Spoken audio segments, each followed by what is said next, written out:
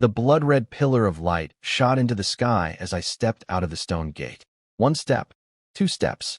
The light faded, and everyone in the canyon could finally see my face. Not some old man, not some middle-aged woman. Just me, a 17-year-old kid from Dragon City War Academy. The canyon went dead silent for about 3 seconds. Then it exploded. Holy shit, it's him. The hero who cleared the rift is Su Lin, the divine-level awakener. The one the Su family put a bounty on. Reporters lost their minds, shoving forward with cameras flashing like a thunderstorm. Military guys held them back, but barely. Su Lin, say something. How did you clear it? I didn't answer any of them. I looked up, straight to the top of the cliff. There he was, Su Zhentian, my father, standing up there with his hands behind his back, smiling down at me like I was a bird in a cage. Su Lin, his voice boomed through the canyon like thunder. You've been hard to find. 20 black-clothed fighters leaped off the cliff like hawks and landed around me. Every single one above level 70. Every single one armed. Every single one looking at me like I was already dead. A military officer stepped forward. General Zheng Taizhan, level 80, square jaw, thick eyebrows. He planted himself between me and Su Zhentian's people. You want to touch him? Ask me first. Then Su Zhentian jumped. Straight off the 1,000-meter cliff. Boom. He walked out of the crater without a speck of dust on him. Level 90 badge gleaming on his chest. You can't stop me, he told Zheng Taizhan. Casual. Like talking to an ant. Zheng Taizhan was sweating but didn't move an inch. Commander Zhan said anyone who touches him is making an enemy of the military. Su Zhentian just smiled. Cold. Is Zhan Tianxiong here? Zheng Taizhan couldn't answer. Because no, Zhan Tianxiong, the strongest of the 5 great powerhouses, wasn't here. Step aside, General, I said from behind him. Everyone froze. You can't stop him.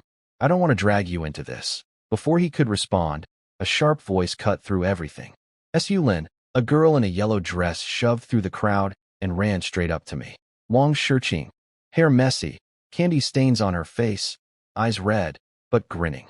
You finally came out. You bastard. She punched my chest.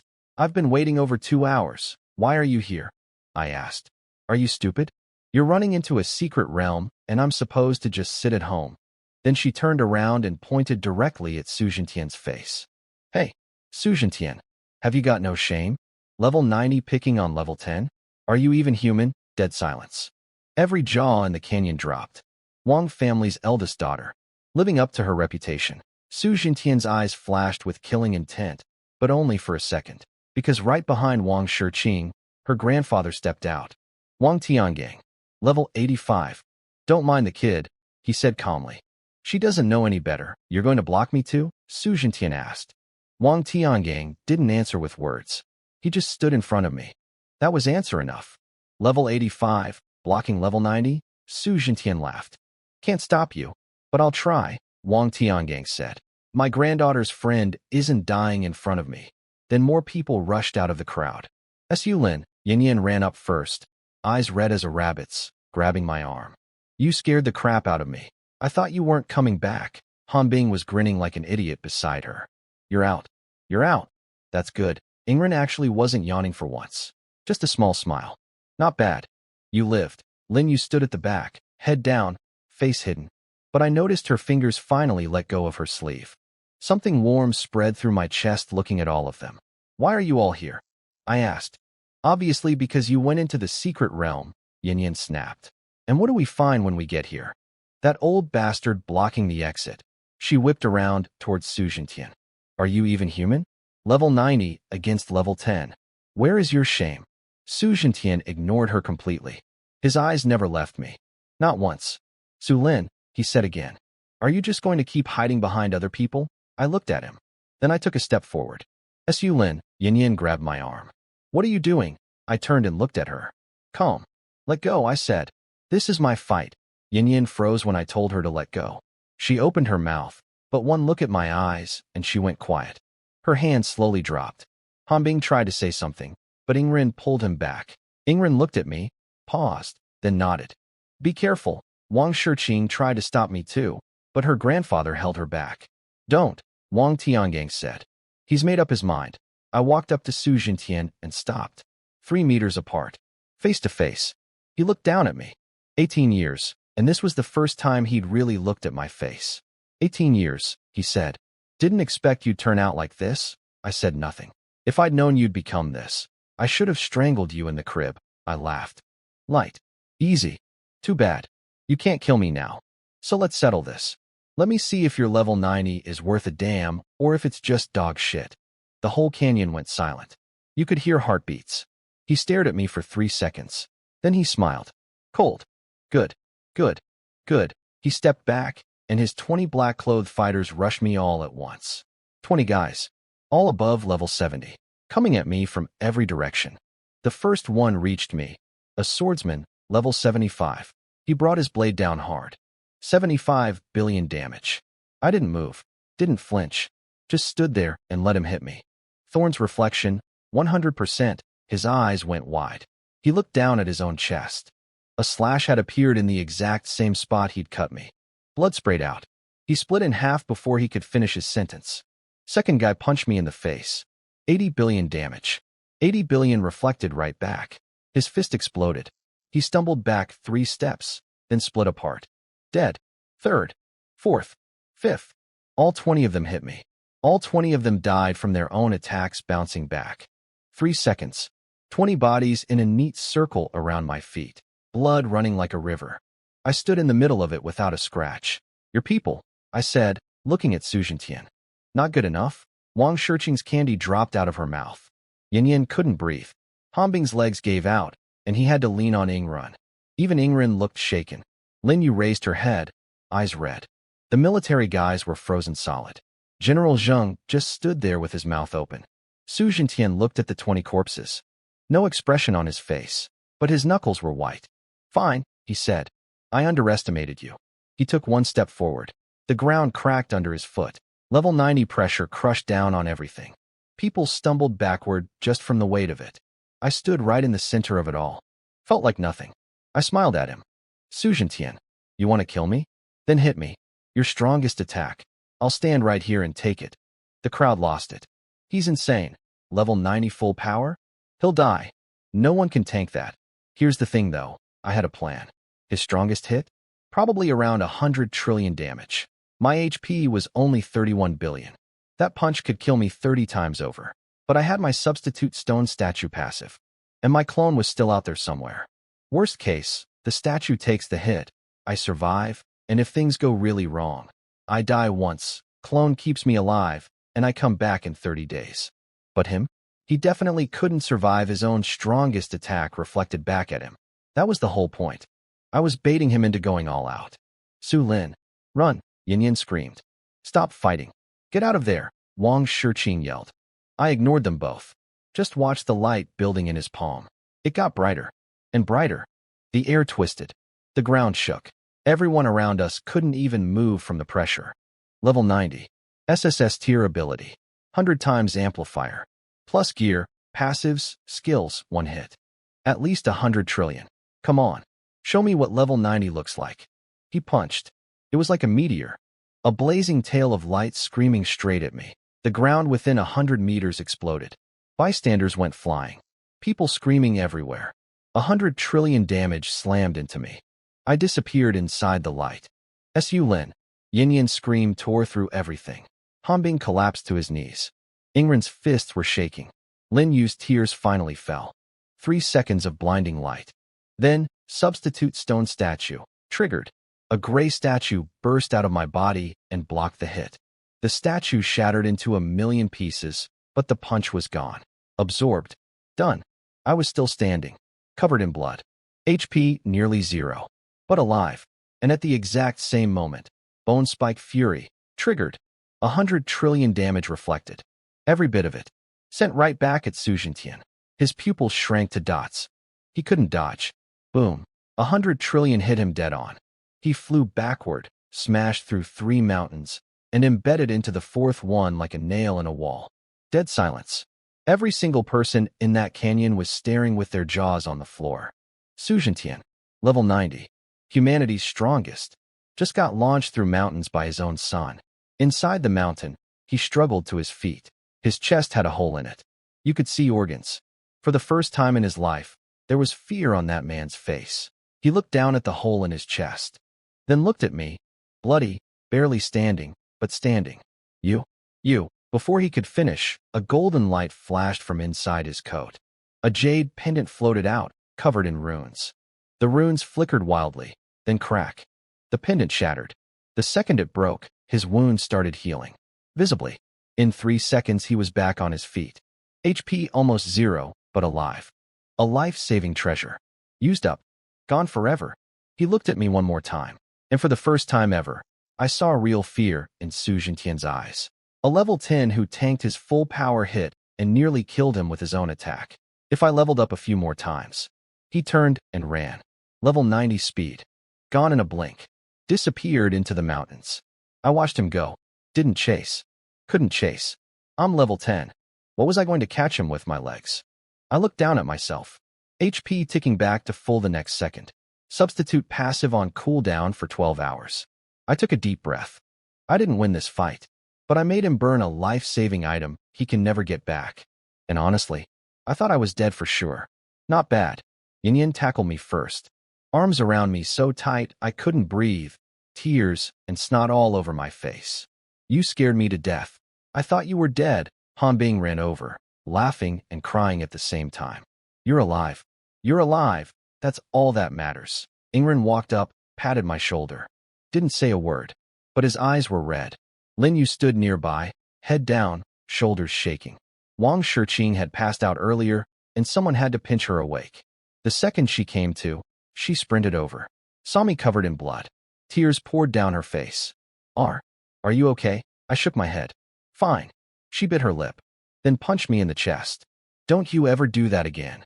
You scared me half to death. I stumbled back a step and looked at her snotty, teary face. Okay, I said. Wang Tiangang walked over and looked at me with something complicated in his eyes. Kid. Impressive. You took a level 90 punch and nearly killed him with it. From today on, everyone in the world is going to look at you differently. General Zhang came over too. Pure respect on his face. Su Lin. I'm convinced. Truly convinced. I nodded but didn't say anything. I looked in the direction Su Jintian had disappeared. He ran today. Next time, I won't let him run.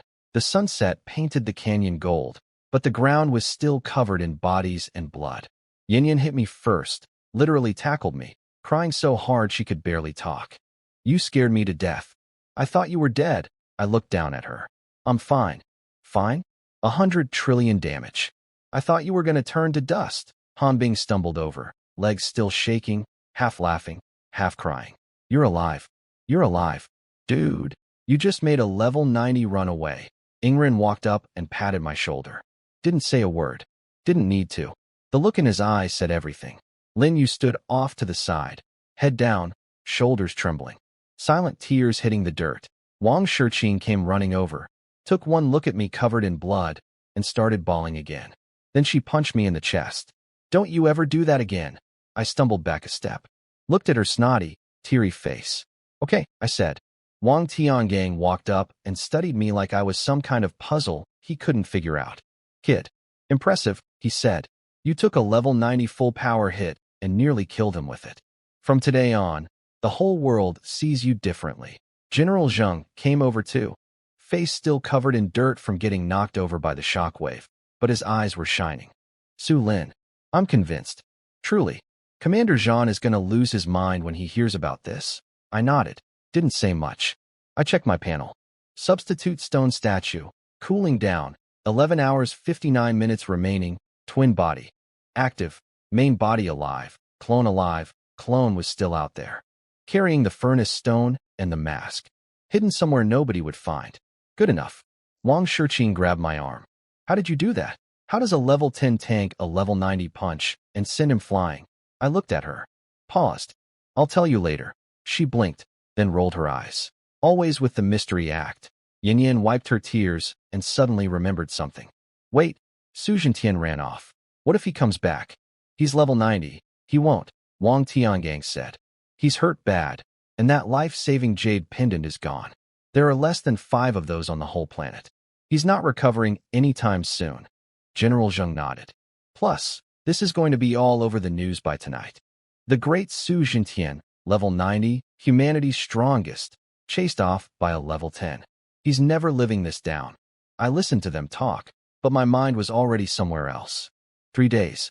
In 3 days, that crazy woman was coming. Shuewei, the Blood Flame King's daughter. Level 60, loaded with high-tier items. 3 days from now, with even stronger gear, my luck wouldn't hold. I needed to get stronger. Clear every remaining rift. Hit level 20. Get my level 20 passive trial. Max out everything I could before she showed up. Sulin, Yin Yin's voice pulled me back. What are you thinking about? I looked at her, then at everyone else. Wang Shiqing, Wang Tiangang, General Zheng, Yin Yin, Han Bing, Ingrun, Lin Yu, and beyond them, the reporters, the family representatives, the rubberneckers, all staring at me. Hero, that's what they saw. I took a deep breath. I've got something to take care of, I said. Gotta go, huh? Yin Yin grabbed my sleeve. Go where? You're still hurt. I looked down at myself. The blood had dried. The wounds were already healed. When you regenerate 100% HP every second, this was nothing. I'm fine. You guys head back. I'll come find you in a few days. Yin Yin opened her mouth to argue, but Ingren pulled her back. He looked at me. 1 second of silence. Then a nod. Be careful. I nodded back. I turned and started walking out of the canyon. Su Lin, I looked back. Wang Shiqing stood in the sunset, her yellow dress glowing in the light. Red-eyed, she waved at me. Come back alive. I looked at her. Corner of my mouth twitched up. Okay. I turned around, pulled out my flying device, and took off toward the next rift. Meanwhile, back at the Su family mansion in Tianqiong City, things were not great. Lin Wanqing sat on the sofa clutching her phone with white knuckles. She'd read the same news alert 20 times. Shocking. Su Jintian beaten and forced to flee by a level 10 awakener. Life-saving jade pendant shattered. Below it, a blurry photo of Su Jintian drenched in blood, chest torn open, running for his life into the mountains. It's fake. Has to be fake, she muttered. He's level 90. Humanity's strongest. How could? Su Yao stood by the window in a brand new dress, now wrinkled into a ball from her nervous fidgeting. Why isn't Dad back yet? It's been 3 hours. Su Ling was curled up in the corner of the sofa, nails digging into a pillow, scrolling through comments that cut like knives. Level 90 got chased off by level 10. I'm dying. Su Jintian is this week? Seriously, life-saving pendant shattered. Almost died on the spot. Embarrassing on a generational level. Little Su Xiaoxiao was hiding on the staircase, sneaking peeks at her phone. She was too young to understand level gaps, but she could read the comments just fine. Su Lin is amazing, and the hero is Su Lin, flooded every post. She whispered, Big brother Su Lin is really cool. Lin Wanqing's head snapped up. Xiao, what did you just say? The little girl flinched and shut her mouth. Su Chen sat in his wheelchair, face pale, hands gripping the armrests until his knuckles went white. In his head, the scene played on loop, me standing in a river of blood, 20 elite fighters dead at my feet, Su Jintian's full power punch flying back at him, blasting him through mountains. Impossible, he whispered. He was supposed to be trash. He's trash. Enough. Everyone's heads turned to the door. Su Jintian stood in the doorway, covered in blood, clothes shredded. The wound on his chest had healed, but you could still see the pink new flesh twitching underneath. That powerful, commanding face, for the first time ever, looked wrecked. No, not just wrecked, scared. Lin Wanqing rushed to him. Jintian, are you okay? How bad is it? He shoved her aside without a word. Walked into the living room one slow step at a time, like every step cost him everything he had. He dropped into the main chair. Silence. Dead, suffocating silence. Su Yao crept closer. Dad, do you want some water? He ignored her. Su Chen wheeled forward, voice shaking. Dad, are you all right? Su Jintian finally looked up. His eyes could have burned a hole through steel. All right. His voice came out like sandpaper on stone. I almost died. Do you understand what that punch was? 100 trillion. My full power. Hit him, and it bounced right back and nearly killed me. My jade pendant is gone. Shattered. Do you know how rare that thing is? Less than 5 on the entire planet. Su Chen flinched so hard his wheelchair rolled back. Lin Wanqing's eyes went red, and she reached for Su Jintian's hand. Jintian, please calm down. Your wounds haven't healed. He slapped her hand away. Wounds, he laughed. Cold. Ugly. I almost died. He stood up and paced the living room. Bloody footprints on the expensive carpet. Nobody dared breathe. Level 10, he muttered. A level 10 piece of trash made me run. I'm level 90. Humanity's number 1. My own son made me run. He stopped and looked at everyone in the room. Lin Wanqing, Su Yao, Su Ling, Su Xiaoxiao, Su Chun. You know what people are saying right now? Nobody answered. He pulled out his phone and threw it on the table. The screen was lit up with forum comments scrolling faster than you could read. Su Jintian is this week? Seriously, level 90 got chased off by level 10. I'm crying. Life-saving pendant shattered. Almost died on the spot. Su Lin is a god. From today on, Su Lin is my daddy. Lin Wanqing's face went white as paper. Su Yao's legs gave out, and she collapsed onto the sofa. Su Ling buried her face in a pillow, shoulders shaking. Su Jintian grabbed the phone and smashed it into the floor. It shattered into pieces. I'm level 90, he screamed. Humanity's number 1. And I came running home like a stray dog because of a level 10. Lin Wanqing finally broke. Tears falling. Jintian, please. No matter how strong he is, he's still your son. Son? He turned on her. You want to talk about sons? Who locked him in the basement? Who wouldn't let him eat at the table? Who called him trash every single day? She froze. Mouth open. Nothing came out. He stepped closer, towering over her. You know how he looked at me today? Not hate. Not fear. Just calm. Like I was an ant. He's level 10 and he looked at me like I was an ant. She stumbled backward, tears streaming. Then he turned to Su Yao. She was shaking head to toe. Dad, you what? You remember what you did to him? Dumped his food in the garbage. Made him copy your homework on an empty stomach. Then threw it away without even looking at it. Her face went ghost white. He looked at Su Ling next. She curled up tighter, trying to disappear. And you? He saved up 6 months of pocket money to buy Su Chun a birthday present, and you laughed at him. He got pushed into a pond and almost drowned, and you told him it was his own fault. He got punished kneeling in the basement, and you walked right past without even glancing. Su Ling sobbed but didn't dare lift her head. Finally, he looked at Su Chun. Su Chun sat in his wheelchair, looking like a corpse. Su Jintian walked right up to him and stared down. You? I raised you for 18 years. Gave you enough resources to train 100 geniuses. And what did you do? Play the victim. Act innocent. Stab people in the back. Wong Fu's attack. That was you, wasn't it? Those assassins, you hired them, didn't you? Su Chin's lips trembled. Dad, I was wrong. I really was. I just wanted to scare him a little. Scare him? Su Jintian laughed. It sounded worse than crying. You scared him, and now I almost died because of it. He reached down, grabbed Su Chun by the collar, and lifted him clean off the wheelchair. Feet dangling in the air, face turning purple. Jintian, Lin Wanqing screamed. Stop. He's your son. Su Jintian ignored her. Eyes locked on Su Chun. Every word like a nail being hammered in. Remember this. Today, all of this is your fault. If not for you, I wouldn't have gone to kill him. If I hadn't gone to kill him, I wouldn't have nearly died. And if I had died, I'd haunt you from the grave. He let go. Su Chun hit the floor, gasping, shaking all over. Su Jintian turned and headed for the stairs. Stopped halfway. Starting today, the Su family is locked down. Nobody leaves. Nobody sees anyone. The mockery out there? Swallow it. When I've healed, I'll deal with him. He went upstairs. The living room went dead quiet. Lin Wanqing collapsed on the sofa, crying. Su Yao's shoulders shook violently. Su Ling hugged her pillow like a life raft. Little Su Xiaoxiao crept down from the staircase, peeked at Su Chun on the floor, then at the door, and whispered, Is Big Brother Su Lin really that amazing? Nobody answered her. Su Chun lay on the ground, trembling. Not from pain, from fear. My face was stuck in his head, those calm, bottomless eyes staring right through him. Would I let him go? He already knew the answer. Meanwhile, I was already gone, flying toward the next rift while the entire internet lost its mind. The top 10 trending topics were all me. Exclusive. Su Lin tanks. Su Jintian's full power hit. Reflects it back. Su Jintian flees. Video footage. 20 level 70 elites killed in 3 seconds. Expert analysis. Su Lin's reflectability is at least legendary tier. Su Jintian's life-saving jade pendant destroyed. Priceless artifact gone forever. Su Lin, from trash to divine tier.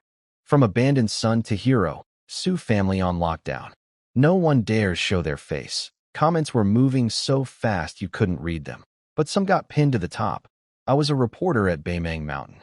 I swear on my life I've never seen anything like it. Su Jintian's punch shook the entire canyon. We all got knocked flat. And then, Su Lin was standing. Su Jintian was flying. Level 90 goes all out on level 10. Doesn't kill him. Gets reflected and almost dies. What even I asked that? He cleared the Blood Prison Bone Tower. Top 10 hardest secret realm. 3,700 people died in there, and he walked out alive. The Su family is definitely crying under their blankets right now. Huh. Deserved. The Awakener Association posted an official statement. Su Jintian violated the Awakener Covenant by attacking a level 10 as a level 90. And they formally awarded me the title of Hero of Humanity, along with their highest honor medal, stamped with Chairman Chen Jiozhou's personal seal. The military put out their own announcement. Short and brutal, Zhan Tianxiong. Su Lin is one of ours from Dragon City War Academy.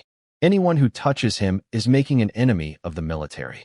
I mean it. Dragon City War Academy's statement was even harder. Our student Su Lin today, at level 10, drove back the level 90 supreme powerhouse, Su Jintian. This will be recorded in history. Su Lin, you are the pride of Dragon City War Academy. Anyone who wants to touch him can ask us first, signed with Old Zhang's personal seal and the Academy's official stamp. The comment section went nuclear all over again. Across town, in a random apartment building in Tianxiong City, a perfectly ordinary-looking middle-aged man sat at a computer reading all of this. Average face, the kind you'd lose in a crowd. But his eyes, calm as still water, dark and bottomless, were exactly like mine. Because he was me. My clone. He scrolled through the announcements, then closed his phone. Outside the window, the city glittered with neon lights. The main body, the real me, was still out there grinding rifts. Shuiwei was coming in 3 days. And the clone's job was simple. Hide. Wear the mask, carry the furnace stone, stay somewhere nobody would find him. Don't fight. Don't level up. Don't clear anything. Just survive. Because if I died, he'd still be alive. And 30 days later, he could split off a new clone.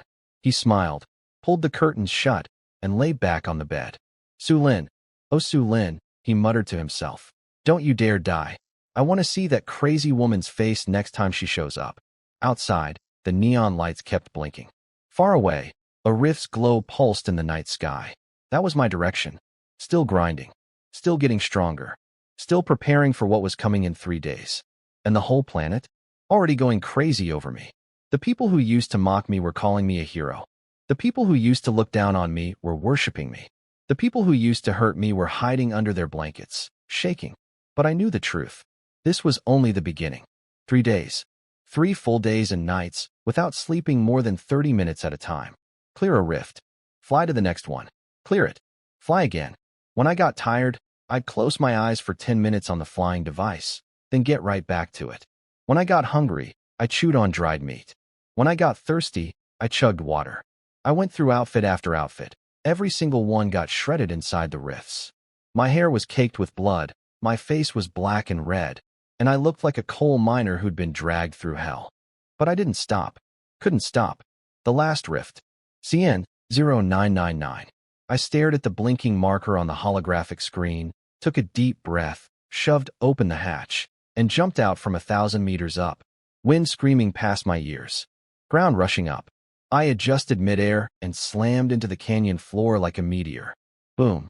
Climbed out of the crater, dusted myself off, and looked up at the final gate. 100 meters tall, 50 meters wide, pitch black. The runes on it were barely glowing, like a candle about to go out. Small text carved into the frame. CN 0999, Withered Bone Desert Age. 97 years, entrance. 231 survivors. 0. I pushed the door open and walked in. 1 hour later, I walked back out. Behind me, the rift collapsed. The runes flickered a few last times, like a dying breath, then went dark for good. The stone gate cracked down the middle and crashed into rubble. I stood there looking at the pile of debris for 3 seconds. Done. Every single level 10 rift in the entire country. All 223 of them. Cleared. I opened my panel and scrolled through the numbers. Total rifts cleared. 223. Total secret realms cleared. 2. Total skills obtained. 223. Current skills on panel. 109. Out of everything I'd picked up over these 3 days, 6 skills stood out. 5 active skills that would be useful against Su Jintian, and 1 passive that could be absolutely broken if it worked the way I thought it did. Skill 1. Spider Web Bind. Active. Shoot sticky silk from your palm. Target cannot move for 2 seconds. Cooldown, 10 minutes. Range, 50 meters. Skill 2. Time Slow. Active. Create a 30-meter slow field around yourself. All enemies inside move 90% slower for 2 seconds. Cooldown, 15 minutes. Skill 3. Ice Coffin Seal. Active. Freeze target in a coffin of ice. Cannot move or use skills for 1.5 seconds. Cooldown, 10 minutes. Range, 30 meters. Skill 4. Shadow Chains. Active. Chains rise from the ground and lock target's limbs. Cannot move or attack for 2 seconds. Cooldown, 10 minutes. Range, 40 meters. For crowd control skills. Each one locking someone down for at least a second and a half. Chain them together? 7 to 8 seconds of total lockdown. What can you do in 8 seconds? A lot. Enough to land a full blood sacrifice combo. Enough to make sure nobody runs away this time. Next time I see Su Jintian, he's not getting away. I kept scrolling.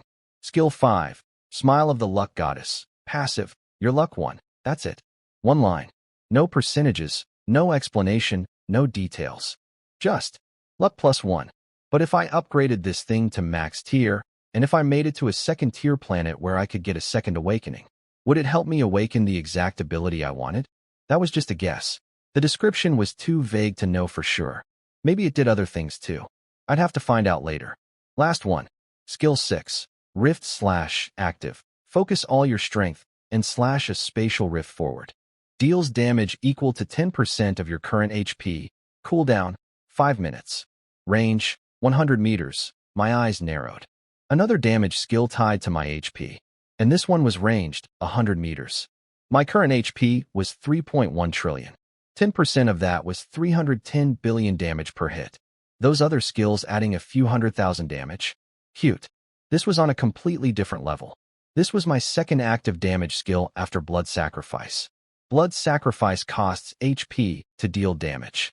Rift/ deals a percentage of my HP as damage. Chain them together in one combo, and I was looking at close to 1 trillion damage in a single burst. Add the 4 control skills.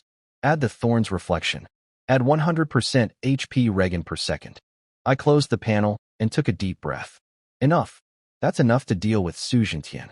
As for Shuewei, we'll see. I climbed back into the flying device and punched in coordinates. Dragon City War Academy. Time to go back. Not to show off. Not to attend classes. I still had that Heavenly Tower card, grade 2. 1 use. And it jumps me straight from level 10 to level 20. At level 20, I'd unlock my 2nd passive trial. I needed every single opportunity to get stronger. Every single one. The flying device shot into the clouds and streaked toward the academy. Behind me, the pile of rubble sat silent in the morning light. All 223 sub-level 10 rifts across the entire country. Gone. 7 in the morning. Dragon City War Academy. The Heavenly Tower entrance. I could see the crowd from the air before I even landed. Had to be tens of thousands of people packed into that plaza. Not just academy students, reporters, fans, family representatives, military people, association officials. Cameras everywhere. The whole circus. Down below, my teammates were already waiting. Yin stood at the front in a brand new red combat suit with her hair in a high ponytail. She was even wearing makeup. Yin, wearing makeup. That had never happened before in the history of the universe. Hanbing was next to her looking like a goofy rich kid who'd been dressed by his mom, but at least his hair was combed for once. Ingrid was leaning against a pillar in a black jacket with the collar flipped up, trying to look cool. But everyone who knew him knew he'd been up all night just to make it here on time. Lin Yu stood at the edge, quiet as always, but wearing a white dress I'd never seen before. She was holding a little handmade sign that said, "Su Lin, you can do it," in wobbly handwriting. And of course, Wang Shiqing. She'd shown up yesterday and refused to leave. Old Zhang couldn't get rid of her, so he gave her a dorm room. She was standing next to Yin in a new yellow dress with her hair curled, and the two of them were already bickering. Why are you here again? Yin snapped. I'm here to watch Su Lin. What's it to you? Wang Shiqing shot back. You're not even from our academy. I'm his friend. Do you know what that word means? Back and forth. Neither one giving an inch. Everyone around them just shook their heads. Old Zhang was at the very front with Commander Lei Jun. Old Zhang had actually shaved and put on new clothes. Looked 10 years younger. Think the kid will show? Old Zhang asked.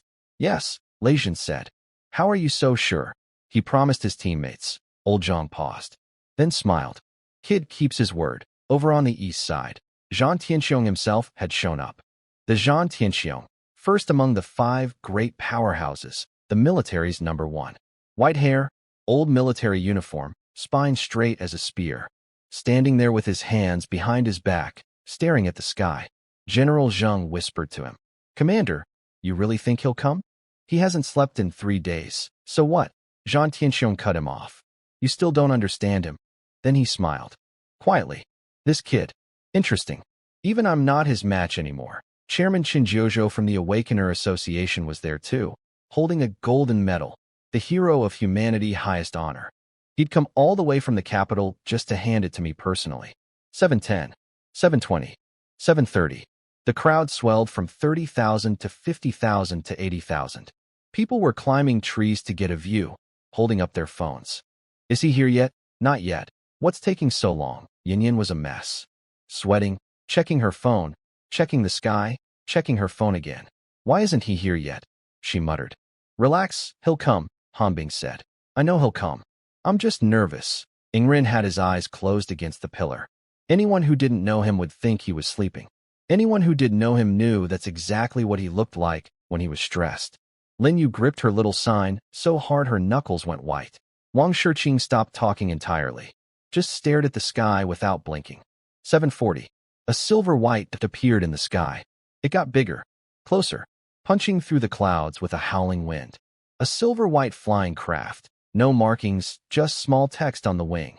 Dark Knight Special Phantom Class. It circled the plaza once, then landed. The hatch opened. I stepped out. Faded black jacket. Messy hair. Dust still on my face. I looked like garbage, honestly. Bloodshot eyes. Bad color. Running on 0 sleep. But I was here. 3 seconds of silence. Then 80,000 people exploded. He's here. Su Lin. Su Lin. Hero. Hero. Blood God. Blood God. The sound hit me like a tidal wave. Reporters shoving forward. Flash bulbs turning the whole plaza white. Foreign journalists yelling my name in broken Chinese. Fans holding signs. Su Lin, I love you. Blood God forever. Hero of humanity. Crying and screaming at the same time. Yin got to me first. Ran so fast, she almost lost her shoes. Slammed into me with a hug that could crack ribs. You finally came. I've been waiting 3 days. I looked down at her. I'm here. Hanbing ran over, half laughing, half crying. I knew you'd come. I knew it. Ingren walked up. Shoulder pat. No words. Red eyes. Lin Yu stayed in the back, head down, holding up her little sign as high as she could. Her hands were shaking, but that sign didn't waver. Wang Shiqing shoved through and punched me in the chest. You're 40 minutes late. Do you have any idea how long I waited? I stumbled back a step, looked at her pouty, angry face. Traffic, I said. Traffic? You were in the sky. What traffic? I didn't answer. Just looked at all of them.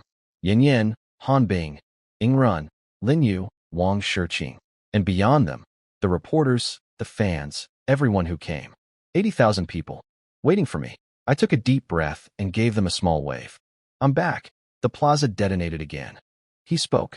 He actually spoke. Su Lin, I love you. Blood God is the greatest. Chairman Qin Jiuzhou walked out of the crowd, carrying the golden medal. He stopped in front of me. Su Lin, you cleared all 223 sub-level 10 rifts across the country, shut down every high-danger secret realm, and saved countless lives. The Awakener Association formally awards you the title of Hero of Humanity and our highest honor medal. He held it out. I looked down at it. Pure gold. A tower engraved on the front with a star at the top, shining in the sunlight. I took it. Thanks, he smiled. Don't thank me. You earned it. He paused. One more thing. The association has opened an investigation into Su Jintian's attack on you. If he tries anything again, we won't stand by. I nodded. Honestly, I was hoping Su Jintian would come at me again. I had 4 new control skills and a space-cutting attack that said he wouldn't be running next time. Chun Jiuzhou left, and I turned toward the Heavenly Tower entrance. The plaza went quiet instantly. Every eye on me. I stood in front of the entrance and took a deep breath. The blue light gates slowly opened, glowing softly. I looked back one last time. Yin pumped her fist. "Go get him." Hanbing grinned and gave me a thumbs up. Ingren actually opened his eyes and nodded. Lin Yu held up her sign, tears building in her eyes, but smiling.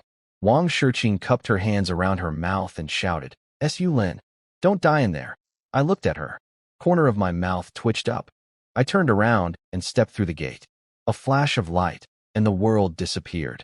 Behind me, 80,000 people held their breath, watching that door, waiting for me to come back out. I stepped through the light gate, and the roar of 80,000 people cut off like someone hit a mute button. I opened my eyes. Gray-white void. Transparent platform under my feet. Light streams stretching out in every direction. No sky above, no ground below. Just endless flowing light. The Heavenly Tower. A cold, mechanical voice echoed in my head. Heavenly Tower, floor 10. Single-player mode. Enter. I didn't answer right away. I pulled the silver-white card out of my spatial ring. Heavenly Tower card, Grade 2, Effect. Activate continuous clear mode. Clear one floor and advance to the next without exiting. Maximum continuous clear, floor 19. Must exit after floor 19. I pressed the card against the platform. It melted instantly into thousands of silver-white light particles that spread across the entire void like living things. The mechanical voice came back, and if I didn't know better, I'd say it sounded confused. Special item detected. Heavenly Tower card, Grade 2.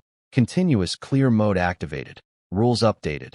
Challenger may attempt floors 10 through 19 consecutively. After clearing each floor, choose to exit or continue. Floor 19 Guardian is 3 times stronger than floor 18. Begin. Deep breath. Begin. The platform dropped out from under me. The void ripped open and light swallowed me whole. I landed on a wasteland. Heavenly Tower, floor 10, monsters. Iron-armored giant lizards times 50, level 10 a normal, HP, 10,000 attack, 1,000, clear condition. Kill all within 1 hour. 50 lizards covered in dark red scales, tails dragging, tongues flicking. I turned on my taunt passive. Their eyes went blood red and they all charged at once, biting my legs, my arms, my waist. Every bite did 1,000 damage. They didn't care that their own bodies were falling apart. They just kept attacking. And every single hit bounced right back. 10 bites each. Heads exploded. Blood everywhere. 20 seconds. 50 corpses in a neat pile around my feet. Floor 10 cleared. Time. 20 seconds. Continue. Continue. Drop. Flash. New floor. Floor 11. Shadow Hunters times 50. Level 11 normal. HP. 11,000 attack. 1,100. Skill. Invisibility. Taunt on. They couldn't resist it even while invisible. Claws came at me from every angle. Neck, chest, back. Every hit reflected. 20 seconds. 50 invisible corpses fading into view in pools of their own blood. Floor 11 cleared. Time. 20 seconds. Continue. Outside, the plaza was losing its mind. 2 giant light screens on the tower's outer wall showed my progress in real time. Current challenger. Su Lin, current floor. 10. Time. 20 seconds. Yin was standing at the front with her mouth wide enough to fit an egg. He's insane? Continuous clearing? How long is he going to keep going? Hanbing's legs were going soft again.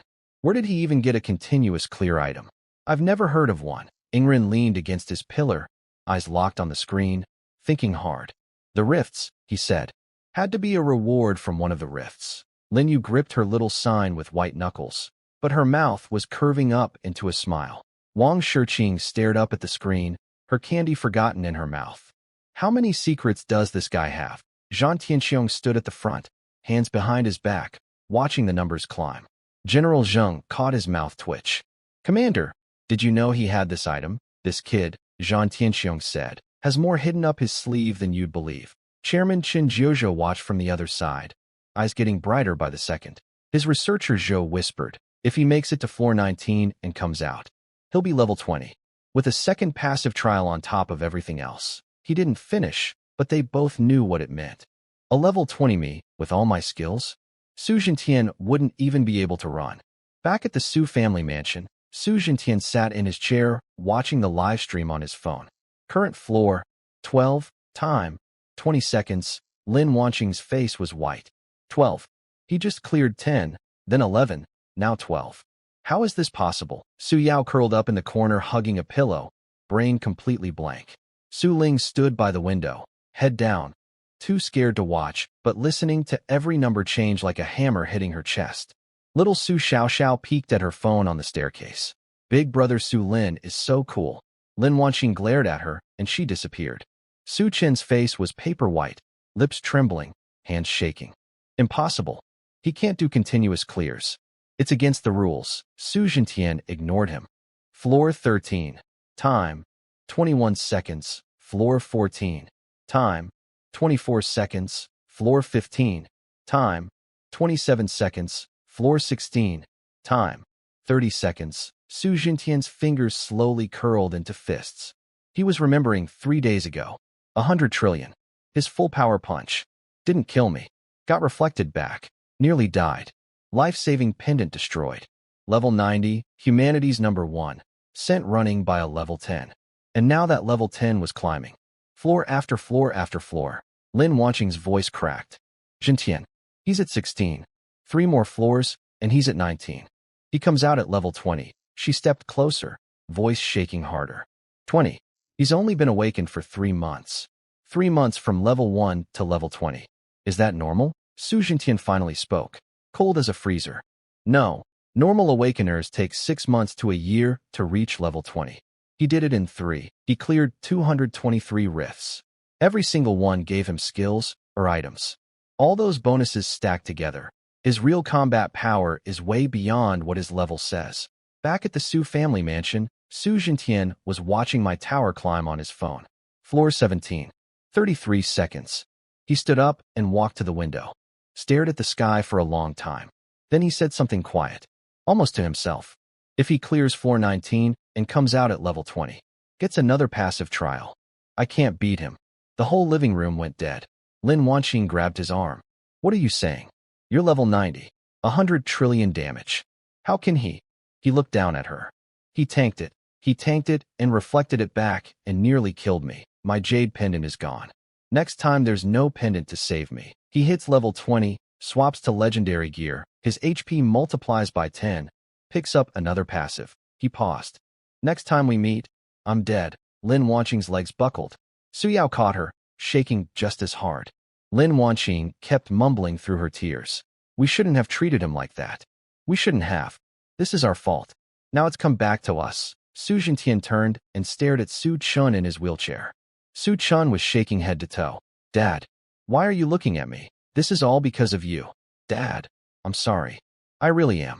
I just wanted to scare him a little. Scare him? You scared him and almost got me killed. Now he's coming back for revenge. Tell me what to do. Su Chin couldn't speak. Su Jintian stared at him for several seconds, then turned and walked toward the door. Where are you going? Lin Wanqing screamed. Dragon City War Academy. Why? He stopped. Back turned. 3 seconds of silence. I'm tying up Su Chun and bringing him to Su Lin. He's going to kneel and apologize. Dead silence. Su Chin's face went white as a ghost. Dad, he screamed. You can't. I'm your son. I'm the son you raised for 18 years. Su Jintian turned around and looked at him. No warmth. No family. Nothing. 18 years, and I raised a snake. You nearly got me killed. You brought disaster on this entire family. Now it's time for you to pay. He walked out. Behind him, Su Chin's screams ripped through the air. Dad. Dad. You can't do this. MOM. MOM, save me. Sisters. Please. Lin Wanqing collapsed on the floor, crying, unable to say a word. Su Yao and Su Ling kept their heads down. Didn't look at him. Su Xiaoxiao hid on the staircase. 2 black-clothed guards grabbed Su Chun and dragged him out. He thrashed and fought, his body twisting off the wheelchair, his legs scraping the floor and leaving a streak of blood. Su Lin, you'll die for this. I'll haunt you from the grave. His voice faded, got smaller and smaller, then gone. Meanwhile, I was inside the tower, and I wasn't slowing down. Floor 18. 36 seconds. The monsters hit me, their damage bounced back, they died. Simple math. Floor 19 was supposed to be the hard one. Guardian 3 times stronger than floor 18. I stepped onto the platform. Outside, 80,000 people were counting every second on the light screen. 1, 2, 3, 4, 5. Nobody breathed.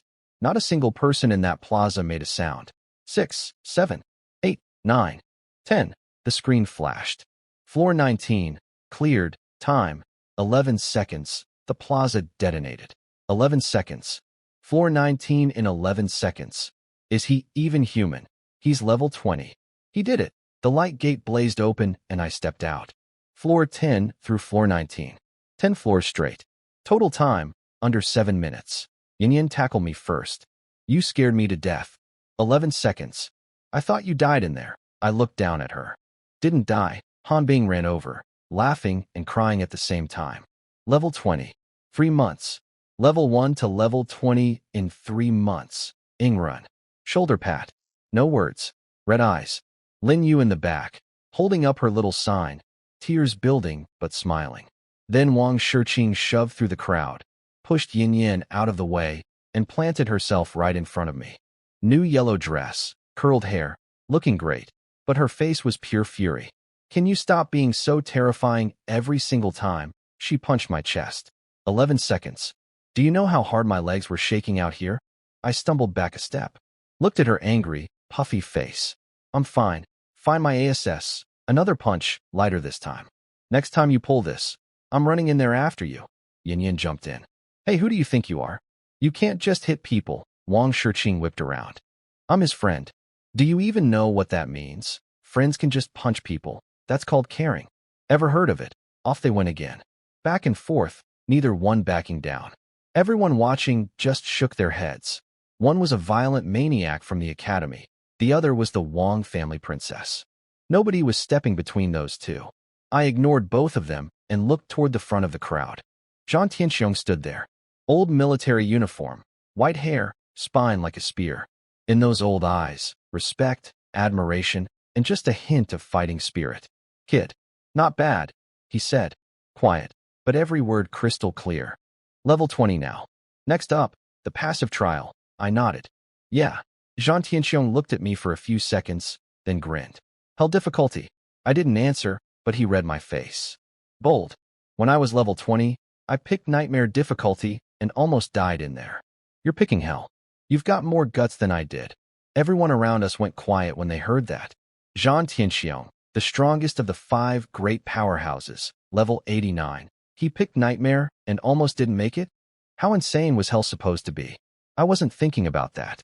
I opened my panel and scrolled through the Heavenly Tower shop. Level 20 legendary gear. I'd already picked out what I wanted. Level 20 legendary armor, immortal war plate, HP 200,000. Cost 10 million points. Level 20 legendary ring, ring of life, HP 100,000, attack 10,000. Cost 10 million points. Level 20 legendary sword, daybreak, attack 20,000. Cost 10 million points. 3 pieces. 30 million points total. Pocket change for me with 470 million sitting in the bank. I bought all 3. The armor materialized in my hands. Dark gold, with light patterns flowing across the surface like something alive. The second I put it on, warmth surged through my whole body. The ring was silver white with a green gem that pulsed with light. The warmth got stronger. The sword was long and sleek, silver white blade with a cold edge. I gave it one test swing, and it cut a ripple through the air itself. I checked my panel. Name, Su Lin, level, 20, HP, 31 trillion. Base 10,000 times billion multiplier equipment, 300,000 times billion multiplier equals 31 trillion. Attack, 31,000. Base 1,000 equipment, 30,000. 31 trillion HP. 10 times what I had at level 10. Attack at 31,000. Over 10 times higher than before. I closed the panel and looked at Zhang Tianxiong. I'm ready. He nodded and waved his hand. The crowd split open like a river, clearing a path to the light gate in the center of the training field. The passive trial gate. Same as last time.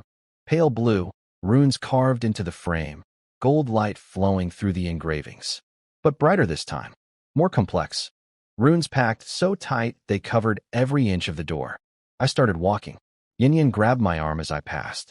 Her voice was shaking a little. Su Lin, be careful. Hell difficulty isn't a joke. I looked at her and nodded. Wang Shiqing came up too. For once, she didn't yell. Just said quietly, don't die in there. Han Bing smiled, but it was forced. You'll be fine. You're divine tier. Ingrid looked me dead in the eye. Come back alive. Lin Yu stood in the back, holding up her little sign. Her lips moved, and all she managed was 2 words. Good luck? I looked at all 4 of them, then at Wang Shiqing. Yeah. I turned and walked to the gate. 1 step, 2 steps, 3. Deep breath. I stepped through. Light swallowed everything.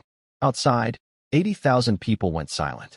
A giant light screen appeared above the gate showing my trial info. Challenger. Su Lin, level 20, selected passive, ability enhancement, effect boost, difficulty, hell, trial content. 3 question marks. Nothing else. Why question marks? Someone asked. An old awakener shook his head. Hell difficulty trials are different for everyone. The content, the process, even the results, nothing gets revealed. Only the person inside knows what happened. Yin Yin's nails were digging into her palms. Wang Shiqing stood next to her, not arguing for once. Hands clenched together, knuckles white. Chairman Chen Jiuzhou stared at the gate. Think he can pass? His researcher Zhou whispered. Chen Jiuzhou paused for a second. He passed the level 10 hell trial. He cleared the blood prison abyss. He cleared the bloodbone abyss. He cleared 223 rifts. If he can't pass this, nobody can. 1 minute. 2 minutes. 5. 10. The gate didn't move. 80,000 people. Dead silent. Staring at that door. I opened my eyes. Blood-red wasteland. The sky was dark crimson, like dried scabs. The ground was covered in shattered bones that crunched under my feet. In the distance, mountains made of bones rose out of a red fog, and rivers of dark liquid flowed at their base, not water. Blood. The air reeked of rust, and something sickeningly sweet underneath, rotting flesh mixed with fresh blood. I stood still and waited. The mechanical voice came. Level 20 passive trial. Ability enhancement, effect boost. Difficulty, hell. Trial content, blood-tide death zone. Rules, survive 1 hour in the endless blood tide. 6 waves, 1 every 10 minutes. Monsters will come from all directions until you are dead. Wave 1. 1,000 level 20 elite blood tide worms. Wave 2. 5,000 level 20 elite blood tide hounds. Wave 3. 10,000 level 20 elite blood tide knights. Wave 4. 50,000 level 20 elite blood tide mages. Wave 5. 100,000 level 20 elite blood tide giants. Wave 6. 1 level 20 lord tier blood tide king. No exit. Live or die. Trial begins. The second the trial started, a blood-red line appeared on the horizon. It was getting thicker fast, like a tsunami rushing toward me. When it got close, I saw what it was. Worms.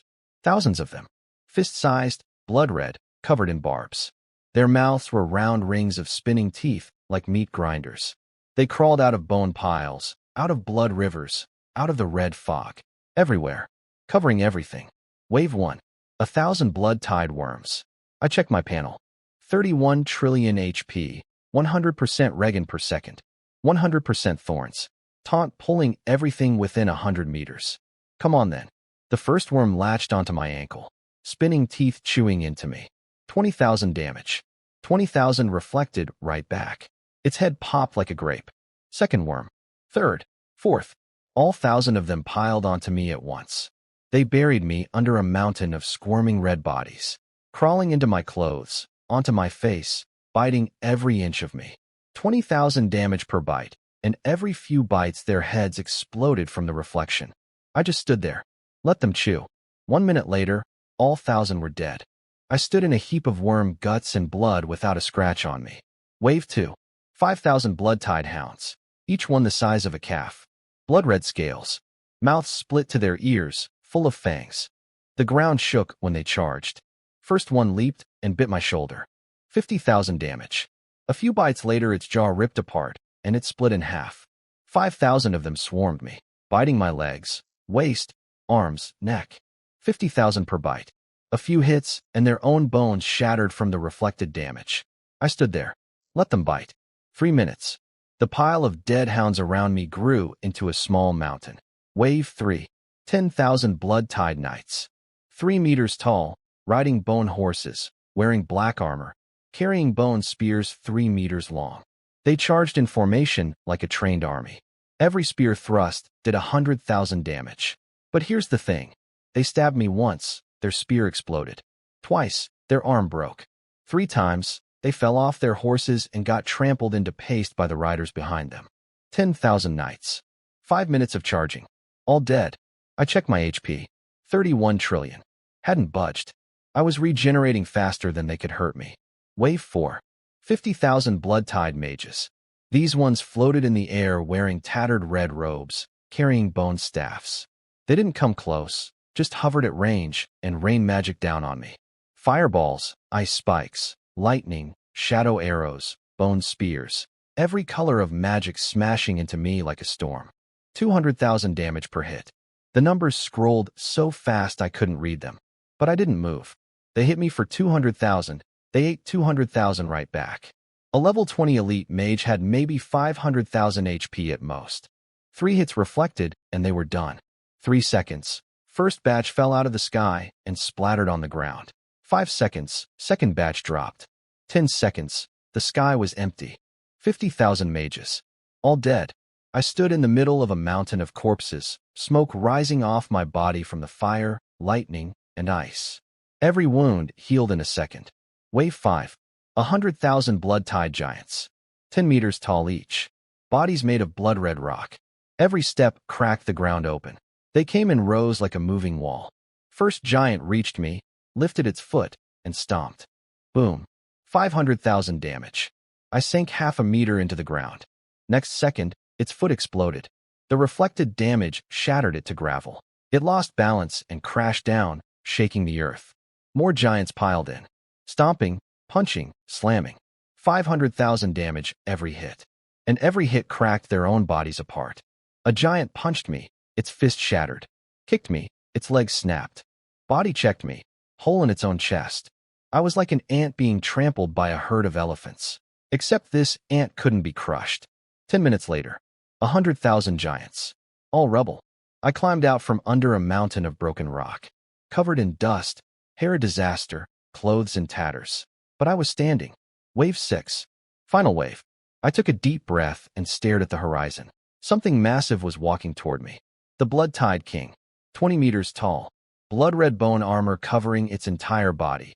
Dark red flames spilling out of every gap. Its face was a bone mask with no eyes. Just 2 burning red fires.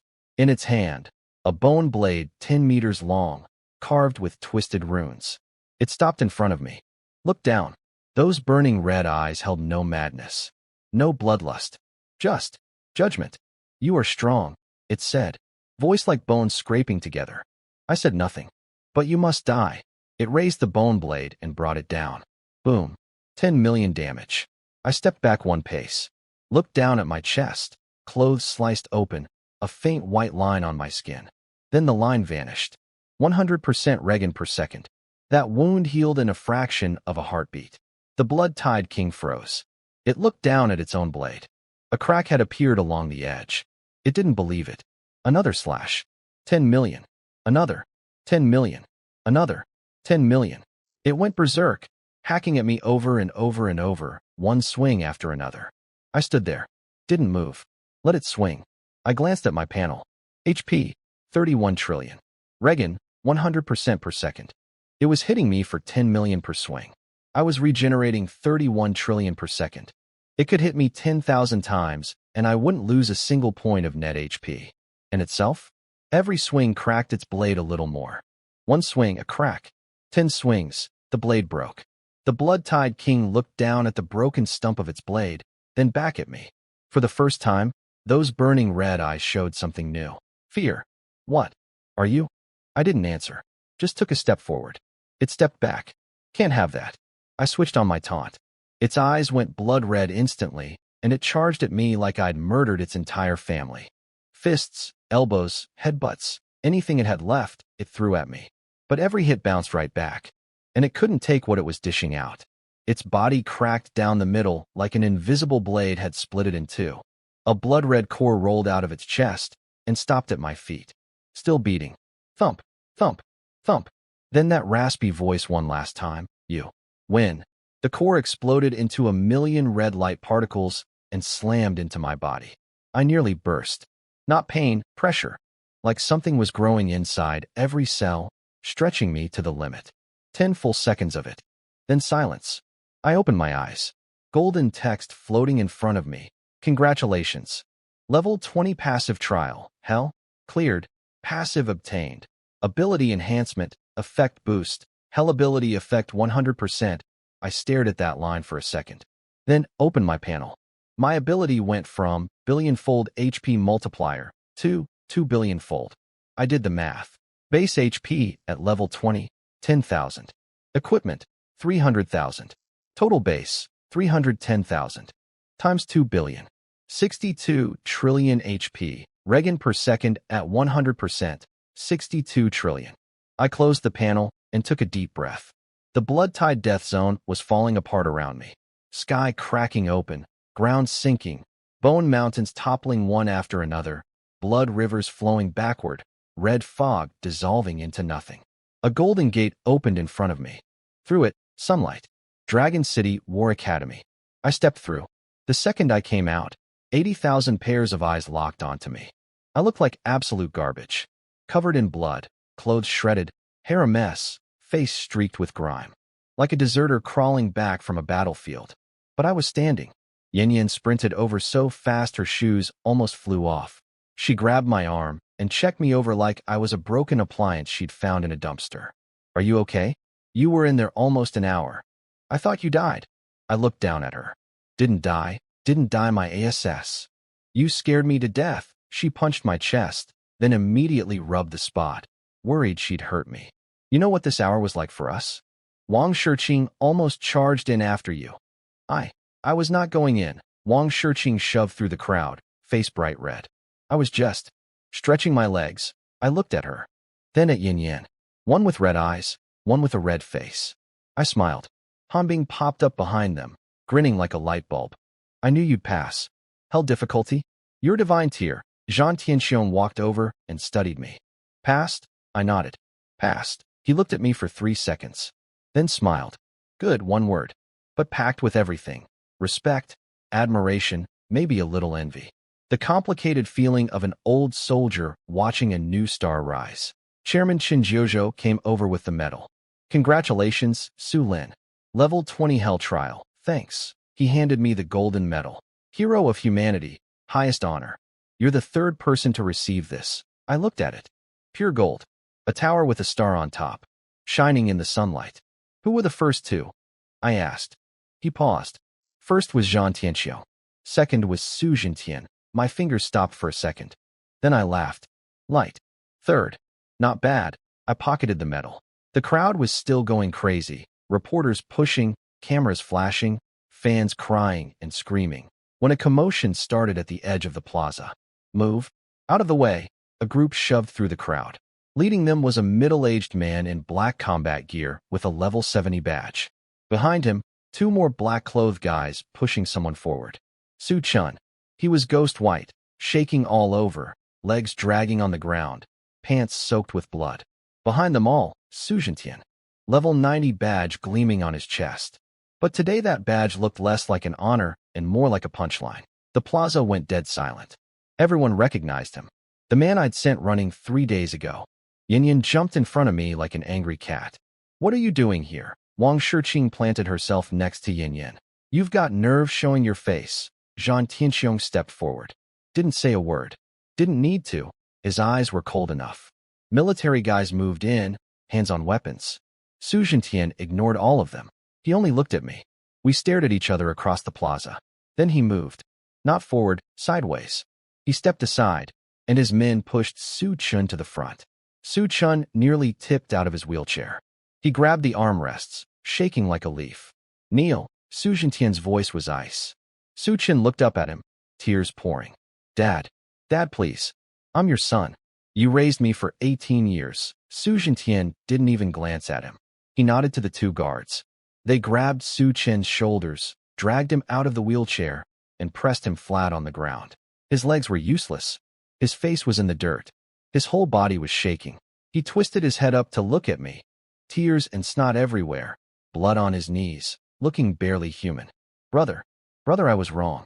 I was really wrong. His voice cracked and warped between sobs. Wang Fu, that was me. The assassins, I hired them. I'm sorry. I'm so sorry. Please forgive me. Please. He pressed his forehead to the ground. Thud, thud, thud. Each time, more blood. His forehead split open. Blood and tears ran together across his face. Brother, I'm kowtowing. Please forgive me.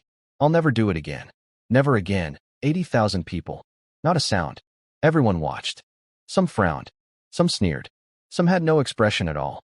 But nobody felt sorry for him. Yin glanced at him and turned away. Now you know you were wrong? Where was that energy before? Wang Shiqing didn't even blink. Deserved. Hanbing's usually goofy face was full of satisfaction. Ingren leaned against his pillar with his eyes closed, didn't even bother looking. Lin Yu kept her head down, clutching her sign, saying nothing. Su Jintian stepped forward and stood next to his kneeling son. He looked at me. Su Lin, his voice was heavy. 18 years. We wronged you. Wang Fu, the assassins, all Su Chen's doing. I brought him here to kneel. To kowtow. You want to kill him, hurt him, whatever you want. He's yours. He paused. Voice even heavier. I'm only asking one thing. Spare the Su family. I looked at him. Didn't say anything for a long moment. Then I spoke. You tied up Su Chen. Made him kneel and kowtow. Then you say spare the Su family. You think that's enough? His face changed. I took a step closer. 18 years, I said. The basement. Damp. Moldy. No heat in winter. No air conditioning in summer. I slept down there. You slept upstairs. Did you ever think about that? He said nothing. 3 days ago, you brought 20 level, 70 killers to murder me. You think we can just call it even? His face went white as paper. I looked him dead in the eyes. All you know is that I became a threat, so you try to kill me. Now you can't kill me, so you come begging. That's all this is. I laughed. Short and cold. Su Jintian, the second your life was in danger, you threw away your own adopted son just to beg for my forgiveness. You really are ruthless. But you forgot something. Su Chen's life is only enough to pay for Su Chen's sins. It doesn't cover yours. I looked at both of them, the man standing and the boy bleeding on the ground. So today, I'm not letting either of you off. Su Chen is dead, I said. Your turn. Su Jintian looked at me. Father and son, face to face. The wind blew across the plaza and lifted the gray powder that used to be Su Chen. Some of it landed on my shoes. I glanced down. Felt nothing. Su Jintian stepped back. That level 90 badge on his chest still caught the sunlight, but it didn't look like pride anymore. It looked like a joke. The mask of authority he'd worn his entire life finally cracked, and underneath was just an old, tired, scared man. Su Lin, his voice scraped out like sandpaper. You, me what? He opened his mouth. Nothing came out. Then screaming from the edge of the crowd. Jintian, Jintian. A woman shoved through the mob, running so hard one of her heels flew off. Her dress was torn, her hair was everywhere. She looked like a refugee. Lin Wanqing, my mother. Behind her, 3 girls. Su Yao, gasping for air, face red. Su Ling, eyes swollen, lips bitten white. And little Su Xiao trailing at the back, face covered in tears, clutching something in her hand. They rushed to Su Jintian. Lin Wanqing grabbed his arm, checking him over like she was making sure he was still alive. Are you okay? Are you okay? Her voice cracked. Tears fell. He didn't answer, just looked at me. She followed his eyes and turned around. And there I was, 18 years old, thin, standing straight. Faded black jacket covered in blood that wasn't mine. No expression, eyes like a well with no bottom. Her tears stopped dead. She opened her mouth, but nothing came out. Like someone had their hands around her throat. This was her son, the one she carried for 10 months. The one she'd held exactly once, when the nurse put me in her arms right after I was born. She looked down, thought I was ugly, and told the nanny to take me away. She never held me again. When I was learning to walk and fell down, she didn't help me up. When I had a fever and cried for mama, she ignored me. When I got pushed into a pond and almost drowned, she said it was my own fault. When I was kneeling in the basement, she walked past without a glance. She thought I was annoying, gloomy, a waste. an embarrassment to the Su name. She gave all her love to Su-chun, the adopted son, the one who smiled sweetly and called her mommy, the one who stabbed people in the back, sent thugs after her own flesh and blood, and hired assassins to kill me. And now that adopted son was a pile of ash, and her real son was standing in front of her like a stranger. Su Lin, she managed, voice shaking so hard every word wobbled. I looked at her, said nothing. Her legs gave out. She dropped to her knees. Su Yao screamed and tried to pull her up, but Lin Wanqing pushed her away. She knelt there, looking up at me, tears pouring down. Su Lin, Mom was wrong. Mom was really wrong. She could barely get the words out between sobs. Don't kill your father. Please spare him. No matter what he did, he's still your dad. I looked down at her. This woman on her knees. Hair a mess, makeup ruined, eyes swollen like walnuts, snot and tears all over her face. Nothing like the mother in my memories. That woman always wore a perfect chi pao, sat in the living room sipping tea, and never once looked at me directly. You want me to spare him? I said. Quiet. She nodded frantically. He's still your father. Blood is thicker than water. You can't kill him. Blood is thicker than water. I repeated those words. Then I laughed. Cold. When he came to kill me, why didn't you say blood is thicker than water? When he put a bounty on my head across the whole city, why didn't you say blood is thicker than water? When I spent 18 years in that basement, why didn't you say blood is thicker than water? She froze. Do you know what it was like down there? I crouched down to her eye level. Winter. No heat. Ice on the floor. I wrapped myself in a torn blanket and shivered all night. Summer. No air conditioning. Water dripping down the walls. Mold all over the sheets. I couldn't breathe. Couldn't sleep. I knelt until my knees split open. Blood seeped into the cracks between the stones. Nobody put medicine on it. I had a fever, 40 degrees, calling for Mama. Nobody came. I was so hungry I chewed the plaster off the walls. Threw up white foam. Nobody brought me a single bite of food. Her face went white as paper. Did you know all this? I asked her. She opened her mouth. Nothing came out. Did she know? Of course she knew. The order to make me kneel in the basement came from her. Nobody helped me when I was sick because she told the nanny, don't bother. I went hungry because she wouldn't let me eat at the table. She knew everything. She just didn't care. And now you're telling me blood is thicker than water? I stood up and looked down at her. Too late. She collapsed, shaking all over. Su Yao ran forward and threw herself at my feet. Hit the ground so hard her knees cracked against the rubble. Blood seeped through immediately, but she didn't feel it. She looked up at me. Mascara smeared into black streaks, eyeliner running, face nothing like the pretty girl she usually was. Su Lin, she grabbed my pant leg, voice so shrill it could cut glass. Please spare Dad. I'm begging you. I'll kowtow. She slammed her forehead into the ground. Thud, thud, thud. Every hit was real. The broken stones sliced her forehead open, blood running down her nose. I'm sorry for what I did when we were kids. I dumped your food in the trash. I made you copy my homework on an empty stomach. I didn't even look at it before I threw it away. She was hyperventilating between sobs. I was wrong. I was really wrong. Hit me. Yell at me. Kill me if you want. Just please spare Dad. I looked down at her. This woman kowtowing at my feet was nothing like the big sister from my memories. That girl always walked with her chin up, looking at me out of the corner of her eye like I was something stuck to her shoe. When I was little, I woke up early to cook breakfast for the whole family. She said it tasted bad and dumped it in the garbage. I stayed up all night copying her notes. She never even glanced at them, just tossed them in a drawer. When I was kneeling in the basement, she walked past without slowing down. Back then I thought she just didn't like me. Later I understood, she didn't dislike me. She never saw me as a person at all. A piece of trash wasn't qualified to be her brother. You want me to spare him? I said. Not happening. She stayed on the ground, forehead bleeding, but she couldn't feel the pain anymore. All she felt was cold. Cold from the inside of her bones. Su Ling walked up next. Slow. Every step like walking on broken glass. That face that always wore a mean smirk was now white as paper. She stopped in front of me, stood for a second, then knelt. No words. No kowtowing. Just kneeling there, head down, shoulders shaking. I looked at her. Su Ling. Second sister. The one who laughed when Su Chun threw away the birthday present I'd saved 6 months of pocket money to buy.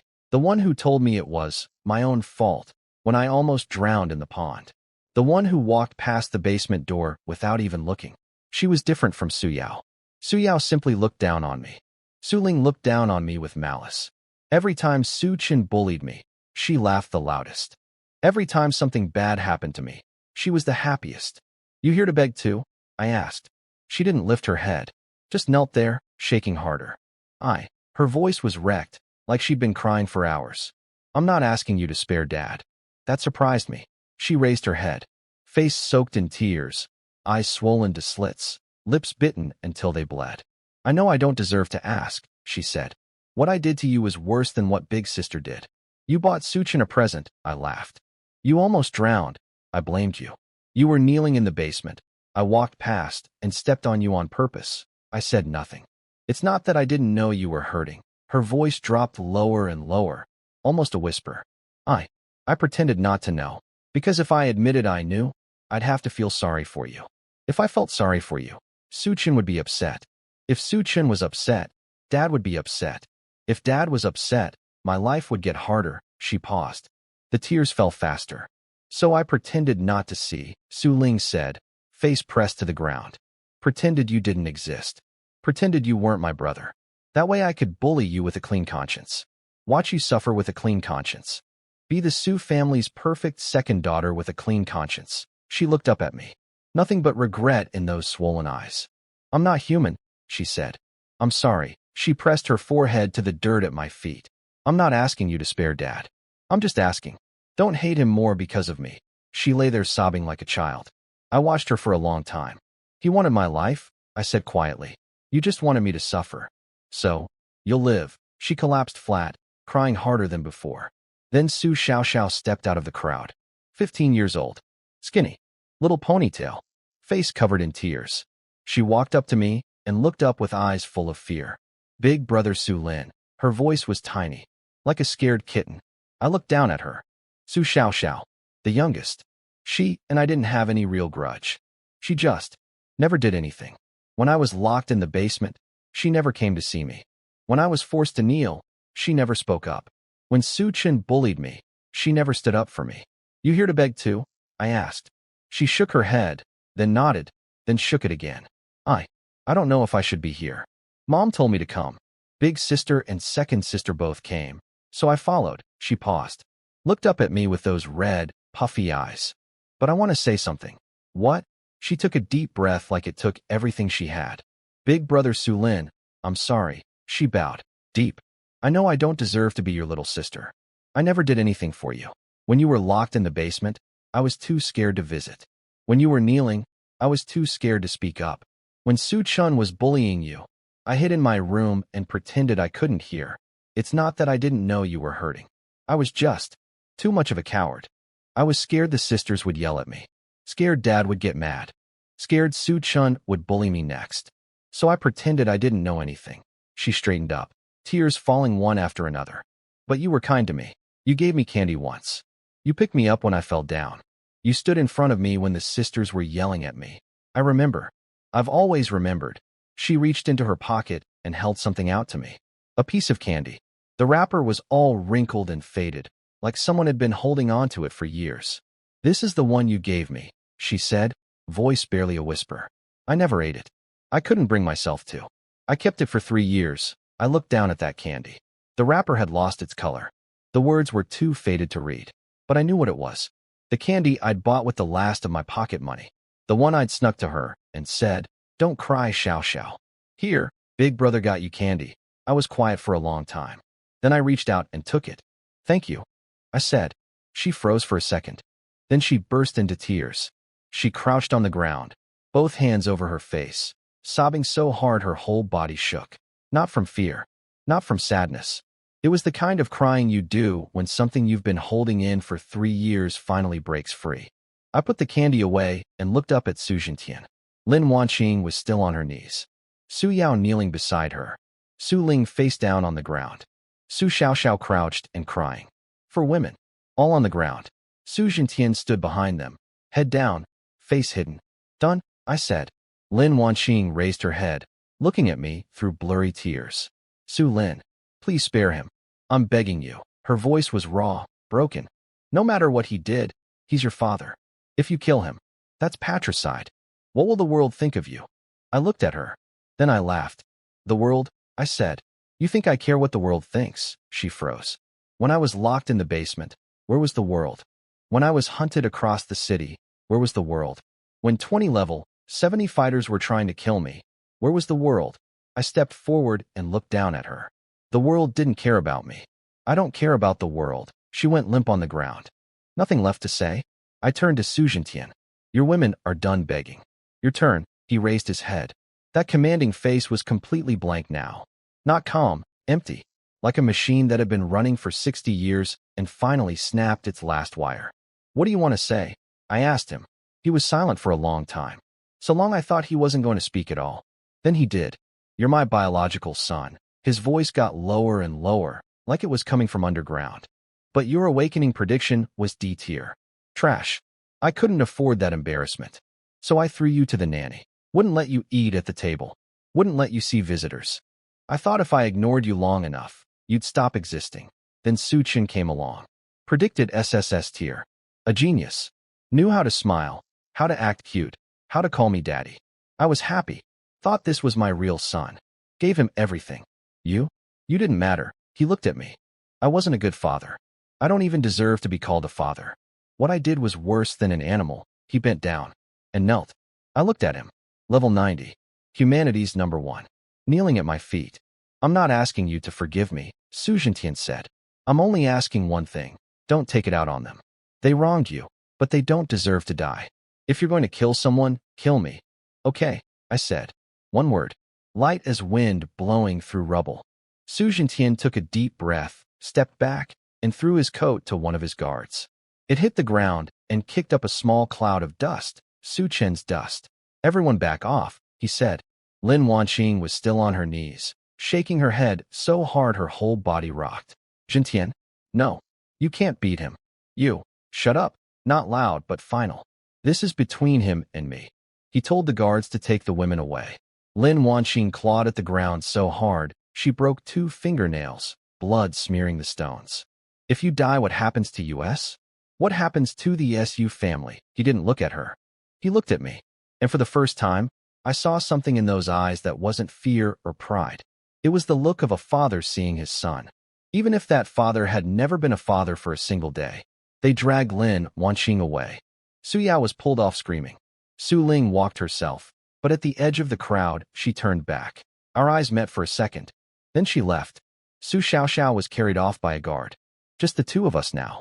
80,000 people surrounding us, and not a single sound. Cameras rolling, but no one speaking. People barely breathing. Zhang Tianxiong stood at the front, arms crossed. General Zheng had his hand on his weapon, not to help me, but in case Su Jintian's dying strike hurt the crowd. Let's start, I said. Su Jintian raised both hands. 2 orbs of light formed in his palms, 1 gold, 1 silver white. Attack and defense. Level 90. Everything he had, holding nothing back. The energy rippled outward. The ground cracked. Stones flew up and turned to powder in midair. People stumbled backward, shoved by the raw pressure. Level 90. This is what level 90 looks like at full power, someone whispered, voice trembling. I stood there. Didn't move. That pressure hit me like wind hitting a mountain. Didn't leave a mark. Su Jintian stared at me, the light in his hands getting brighter and brighter. His face went white. Sweat beaded on his forehead. He was pouring everything into this single hit. He wasn't trying to win. He knew he couldn't win. But he was going to fight. Not for dignity. Not for pride. Because if he died, maybe my anger would cool. Maybe the Su family could survive. Su Lin, he said, voice like sandpaper on stone. This punch is the strongest one I'll ever throw. You take it, I die. You don't, you die. I looked at him. Said nothing. He stomped forward, and the ground exploded. His whole body launched at me like a meteor, trailing gold and silver light. That punch carried everything he had. Every ounce of his level 90 power. And something else, something twisted and late and broken that he probably couldn't name. Maybe love. Maybe guilt. Maybe just the excuse a dying man needs to close his eyes. The moment his fist reached me, I moved. Not to dodge. To attack. Spider web bind. White silk shot from my palm faster than lightning and wrapped around his fist. His eyes went wide. Too late to pull back. The silk locked onto his energy, not his skin. Every bit of power he'd released was tangled up like a bird caught in a net. He couldn't move. Not an inch. Time slow. A gray-white ring of light exploded from my other palm, covering 30 meters in every direction. The second it touched Su Jintian, the whole world crawled. Wind slowed. Light slowed. Even his heartbeat thudded like a muffled drum. His bound hand drifted downward in slow motion. 2 seconds. That was plenty. Blood sacrifice. The blood-red light bloomed in my palm. 10% of 62 trillion HP, 6.2 trillion. 200% damage, 12.4 trillion. I pressed it against his chest. His eyes went huge. The light sank into him, and I felt it shatter everything inside. Blood sprayed from his mouth and hit me in the face.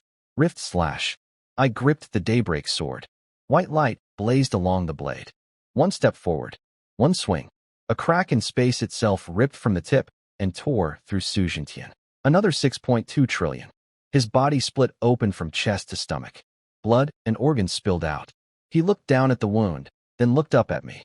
In those eyes, pain, relief, and something I couldn't name. Good, he whispered, soft as wind on dead leaves. Good, he dropped to his knees. Level 90. Humanity's strongest. Kneeling in front of his son. Not begging. Just couldn't stand anymore. I looked down at him. The web faded. Time returned to normal.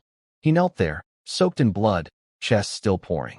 Face white as paper, lips shaking, fingers shaking. But he was smiling. An ugly smile. Like crying. You're stronger than me, he said. I lost. I didn't speak. He looked up into my eyes. Those calm, bottomless eyes, he said, looked like his. Su Lin, he said my name. I never did a single thing right by you. Never held you as a baby. Never changed your diaper. Never walked you to school. Never showed up to a parent meeting. He paused, gasped for air. Blood leaked from the corner of his mouth. It's not that I didn't know. I pretended not to know. Because if I knew, I'd have to do something. If I did something, Su Chun would be upset. If Su Chun was upset, the Su family would lose a genius. I couldn't let the Su family lose a genius. His voice sank lower and lower. But you're my blood. Your veins carry my blood. Everything you can do, it came from me. He raised his head. And for the first time in his life, there were tears in those clouded eyes. After I'm gone, stop hating the Su family. Your mother, your sisters, they were wrong, but they don't deserve to die. Let them go. Su Chun is already dead. That should settle some of it. And now I'm giving you my life too. He lowered his head almost to the ground. Is that enough? I looked at him kneeling there. Didn't speak for a long time. So long that everyone thought I wasn't going to answer. Then I said it. Enough. His whole body shuddered. He raised his head. Through all the blood on his face, he smiled. Not forced. Not fake. A real smile. From somewhere deep inside. Good, he said. That's good. His body started to tilt forward like a mountain falling. I reached out and caught his shoulder. He leaned against my arm. Blood dripped from his mouth onto my shoes. He looked at the blood, then looked at my face. You look like your mother, he said. But your eyes are mine. He reached up, trying to touch my face. His hand made it halfway. Then it fell. Su Jintian was dead, kneeling in front of his son, leaning on his son's arm. That's how he went. I held him for a long time.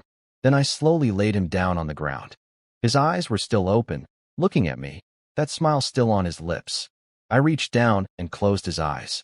Rest well. From today, the Su family is dissolved. All assets are turned over to the country. My voice carried across the entire plaza. I stood up, turned around, and walked toward the crowd. Behind me, Su Jintian lay on the ground. The wound on his chest was still seeping blood. But that smile on his face never faded. Lin Wanqing stood at the edge of the crowd, held up by guards. She saw me walking toward her. She saw Su Jintian lying behind me, not moving. She opened her mouth to scream, but her throat locked up. No sound came out. Tears ran down her face. Silent. Su Yao collapsed on the ground, shaking. Su Ling had her head down, shoulders jerking. Su Xiaoxiao crouched nearby, hands over her face, crying so hard she couldn't breathe. I walked past all of them. Didn't stop. I walked up to Yan Yan and stopped. She looked at me, eyes red, lips moving, trying to say something. Nothing came out. I looked at her. Corner of my mouth went up. Let's go, I said. I'm hungry. She blinked. Then she laughed. Laughed until the tears came. Yeah, let's go eat. She grabbed my arm and pulled me toward the exit. Hanbing followed with his dumb grin. Ingrid walked behind without yawning for once. Lin Yu clutched her little sign and brought up the rear. Wang Shiqing stood there watching me go. Her lips moved. Quietly she said, Su Lin, you absolute legend. Then she ran after us and grabbed my other arm. Hey, that dinner you owe me. When? I stumbled from the tug and turned to look at her. Today, her eyes lit up. You promise? Promise. Then I'm ordering the most expensive thing on the menu. The most expensive. I'm eating you broke, I laughed. Deal. 5 of us plus Wang Shiqing, just like that, walking away. Behind us, 80,000 people stood in silence, watching our silhouettes disappear into the sunset. The reporters held up their cameras. Not one of them pressed the shutter. They knew this moment didn't need to be recorded. It was already carved into everyone's memory. Forever. Zhang Tianxiong stood in place, watching the direction I'd gone, quiet for a long time. Then he turned to General Zheng and said one sentence. From today on, this world is his. While I was out eating dinner with my friends, somewhere far away on a planet called Blood Flame Star, someone was watching everything I'd done. The Blood Flame King. He sat on his throne in an empty palace hall, holding a crystal ball that played back every moment of my last 6 days like a movie. He'd kicked out all his ministers. Nobody was allowed to know about this. Nobody except his daughter. He watched me walk out of the blood prison bone tower. Watched 20 level, 70 fighters die in 3 seconds. Watched me tank Su Jintian's 100 trillion punch and reflect it back. Watched me blitz through 10 floors of the Heavenly Tower in under 7 minutes. Watched me clear the Hell difficulty passive trial. Watched Su Qin turn to ash. Watched Su Jintian die in my arms. The crystal ball froze on the image of me walking away into the sunset. He stared at that image for a long time. 100,000 years, he muttered. Over 8,000 Tier 1 planets. Nobody has ever cleared a top 10 difficulty secret realm at level 10. Never. He walked to the window and looked out at the ocean of churning lava outside his palace. His face, usually composed, regal, was a mess of shock, fear, excitement, and greed all tangled together. The Blood Prison Bone Tower. Difficulty rank 10. Even Tier 2 planets have never had anyone clear a top 10 realm. No matter how many geniuses they sent in, none came out. Even the god races on Tier 3 planets might not be able to clear it. And he did. Level 10. Alone. Walked out alive. He pulled up my data in the crystal ball. Golden numbers floating in the air, each one hitting him like a hammer. Target. Su Lin. Level 20. Rifts cleared. 223. Secret realms cleared. 2. Blood Prison Abyss. Blood Prison Bone Tower. Ability Strength Estimate. At least billion-fold amplification, current combat. Assessment. Can kill any awakener below level 90. Potential assessment. Cannot be estimated. He stared at that last line. His pupils slowly shrank. Cannot be estimated. He repeated it, then laughed. An ugly laugh, almost like crying. 100,000 years I've lived, and I've never seen those words. The Tier 2 evaluation system can estimate the potential of even Tier 3 God Race geniuses. But this person? It can't. He started pacing, thinking, running through every scenario. 6 days ago, when his daughter Shui Wei came back, she'd told him about me. 18 rift marks, level 10, tanked a level 78's punches, reflected damage back onto the succubus, survived a flame-burst crystal. He'd thought that was already insane. But now, 223 rifts. 2 secret realms. Level 20. Killed a level 90. In 6 days. He stopped in the center of the hall and looked up at the carvings on the ceiling. Scenes of himself conquering Tier 1 planet after Tier 1 planet. Every image showed him at his most glorious. But looking at them now, he felt like a frog at the bottom of a well. 6 days ago, 18 rifts. Now, 223. 6 days ago, level 10. Now, level 20. 6 days ago, he could survive level 78. Now, he kills level 90. His voice dropped to almost nothing. If he keeps growing, what does he become? He didn't dare think about it. He went back to his throne and pulled out 5 items. Laid them in a row on the table. First, a palm-sized black token with a blood-red character 4 seal carved into it. Rule tier item. The Blood Flame Star's greatest treasure. It could completely shut down a target's recovery. Passive regen, active healing, potions, even natural wound closing. The only one on the entire planet. Second, a silver-white chain, thin as a hair strand, covered in runes that hurt your eyes just looking at them. Space-time shackles, also rule tier. Could lock a target in place for 10 seconds. No movement, no attacks, no skills. Nothing. Third, a round mirror the size of a palm. No reflection on the surface, just streams of jumping numbers. Mirror of Truth shows the target's current and maximum HP in real time, accurate to within 1 point. Fourth, a crystal ball the size of a fist with a dark gold flame sealed inside. Not like the flame crystal his daughter had brought last time. This one was bigger, darker, and far more terrifying. The modified flame burst crystal, something the Blood Flame King had personally sealed in his younger days. It could output adjustable, continuous damage, anywhere from 1 point up to 50% of the Blood Flame King's full power attack. As much or as little as you wanted. And it didn't fire once, it kept firing. Fifth, the indestructible shield. When fully charged, it could absorb all incoming damage up to a cap of 10 quadrillion. Status, 100% charged. He lined up all 5 items and stared at them for a long time. Enough, he muttered nervously. With these items, my daughter should have enough.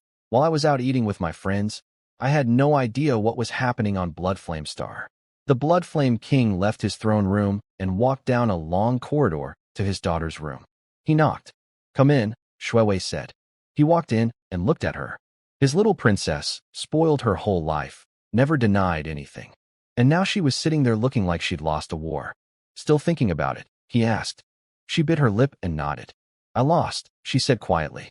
"I brought 2 people down there, level 78 and level 75, loaded with items, and a level 10 native chased us off." She looked up at him.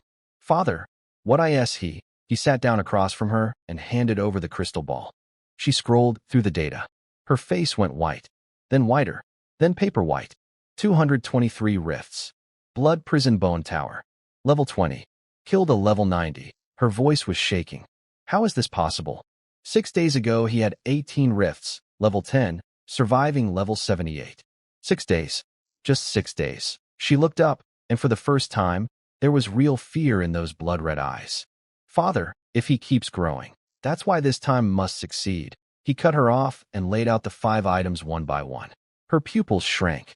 Space-time shackles. Mirror of Truth. Modified flame burst crystal. Indestructible shield. And her eyes landed on the black token and her breathing stopped. "The rule tier healing seal? Father, you're bringing out the healing seal? That's our clan's greatest treasure. One use, and it's gone forever." "I know," he said calmly. "But he's worth it." She stared at him. He leaned forward. "Do you know what kind of realm the Blood Prison Bone Tower is?" She nodded. "Difficulty rank 10. No one on any Tier 2 planet has ever cleared a top 10 realm. Even the god races on Tier 3 planets can't guarantee it." "Correct." And he cleared it. Level 10. Alone. Walked out alive. He paused. Voice dropping heavier. "Do you know what that means?" She shook her head. He stood and walked to the window, back turned. "It means his talent exceeds this universe's evaluation system. Tier 2 assessment systems can estimate the potential of even Tier 3 god race geniuses. But him? The system returns 4 words. Cannot be estimated." He turned around. "Do you know how many times those words have appeared in Blood Flame Star's history?" She shook her head. 0. 100,000 years. The food street outside Dragon City War Academy's East Gate was packed at 8 o'clock. Smoke from grills poured out of every shop, mixing with the smell of chili powder and cumin. Plastic stools everywhere, guys drinking shirtless, a street singer squeezing through with a beat-up guitar. I stood at the entrance and felt a little dizzy looking at it all. A few days ago I was still hiding, running, surviving. Now I was standing here with friends waiting to take me to dinner. "Come on. Why are you just standing there?" Yin Yin grabbed my arm, eyes gleaming. "I'm starving. We're eating something good tonight." Wang Shiqing latched onto my other arm. "Chin up. Remember, the most expensive place. I'm bankrupting you tonight." The 2 of them basically carried me down the street. My feet barely touched the ground. "I don't think I'll go bankrupt," I muttered. Wang Shiqing whipped her head around. "Oh, big talk. Do you even know the most expensive restaurant near the academy?" I shook my head. "That one," she pointed across the street. 3-story building. White walls. Red lanterns by the door. Windows polished to a shine. Gold letters on the sign, DUA Tower. Luxury hover cars parked outside with family crests on the doors. People going in and out dressed like they were attending a gala. Women in floor-length gowns, men in suits. Yin took one look and her mouth twitched. That's not a restaurant. That's where restaurants go to eat other restaurants. Hanbing peeked over nervously. I heard even a plate of vegetables costs tens of thousands of points there. Wang Shiqing rolled her eyes. Look at you people. Su Lin is paying, not you. She turned to me. Right? I nodded and started walking toward Dua Tower. Two greeters stood at the entrance in kipeos with perfect hair and perfect smiles. They saw me coming and froze. Su Lin. One of them almost dropped her menu. The other spun around and sprinted inside yelling, Manager! Manager! Su Lin is here. The whole street went quiet for a second. Then it exploded. Su Lin? Which Su Lin? Which one do you think? The one who killed Su Jintian at the Heavenly Tower today. NOKOI. That's really him. People jumped off their stools and craned their necks. The barbecue guy across the street froze mid-flip. Oil dripped onto the coals, and a flame shot up, and he didn't even notice. The street singer stopped singing. The drinkers stopped drinking. Everyone stared at the kid in the torn jacket with messy hair and a dirty face. I walked faster. The manager came barreling out. 50-something, round, face jiggling as he ran. He skidded to a stop in front of me, rubbing his hands together, smiling so wide his face might split. Su Lin. Oh my. What an honor. What an honor. Please, please come in. He was already ushering us through the door, snapping his fingers at a waitress. Third floor. The private room. The best one. Yes, that one. Change the screen. Use the new one. I was a little overwhelmed. I almost said no. A private room felt way too fancy. We could have just squatted at a street stall eating skewers and been perfectly happy. But Wang Shiqing was already pulling me inside, and Yin was following with her eyes darting around like searchlights. The third-floor room was huge. A round table that could seat a dozen people, snow-white tablecloth, fine porcelain, silver chopsticks. The window looked out over the food street below, all that smoke and noise and life. The screen was freshly hung, embroidered with mountains and rivers, stitching so fine it had to cost a fortune. I sat down, took the menu, and flipped the first page. Steamed dragon fish, 80,000 points. Braised spirit deer, 120,000 points. Jade white jade soup, 30,000 points. I looked up at my friends. Yin was studying the menu with her eyebrows scrunched so tight they could catch flies, muttering to herself. Hanbing kept flipping back and forth like he was reading ancient scripture. Ingren put the menu face down on the table and closed his eyes. Linyu had been staring at page 1 without moving, probably shell-shocked by the prices. Wang Shiqing had zero shame. She pointed at item after item, rattling off 7 or 8 dishes without blinking. This one, this one, this one, and this one. Yeah, that'll do. The manager scribbled furiously, grinning the whole time. When he finished, he bowed and asked, "What would you like to drink?" "We have 30-year aged spirit fruit wine, and we just received a shipment from the capital of no alcohol," I said. "Just juice." He blinked, then smiled and nodded. "Of course." Fresh squeezed. Coming right up, the food came fast. First was the steamed dragon fish, a whole one, lying on the plate with green scallions and ginger scattered on top, drizzled with hot oil, still sizzling. Yin grabbed the first bite, a chunk of belly meat, and her eyes went huge. "So good, so good," she mumbled through a full mouth, chopsticks already reaching for more. Hanbing tried a piece of the tail. His face went from confused to stunned to some kind of bliss I'd never seen on him before.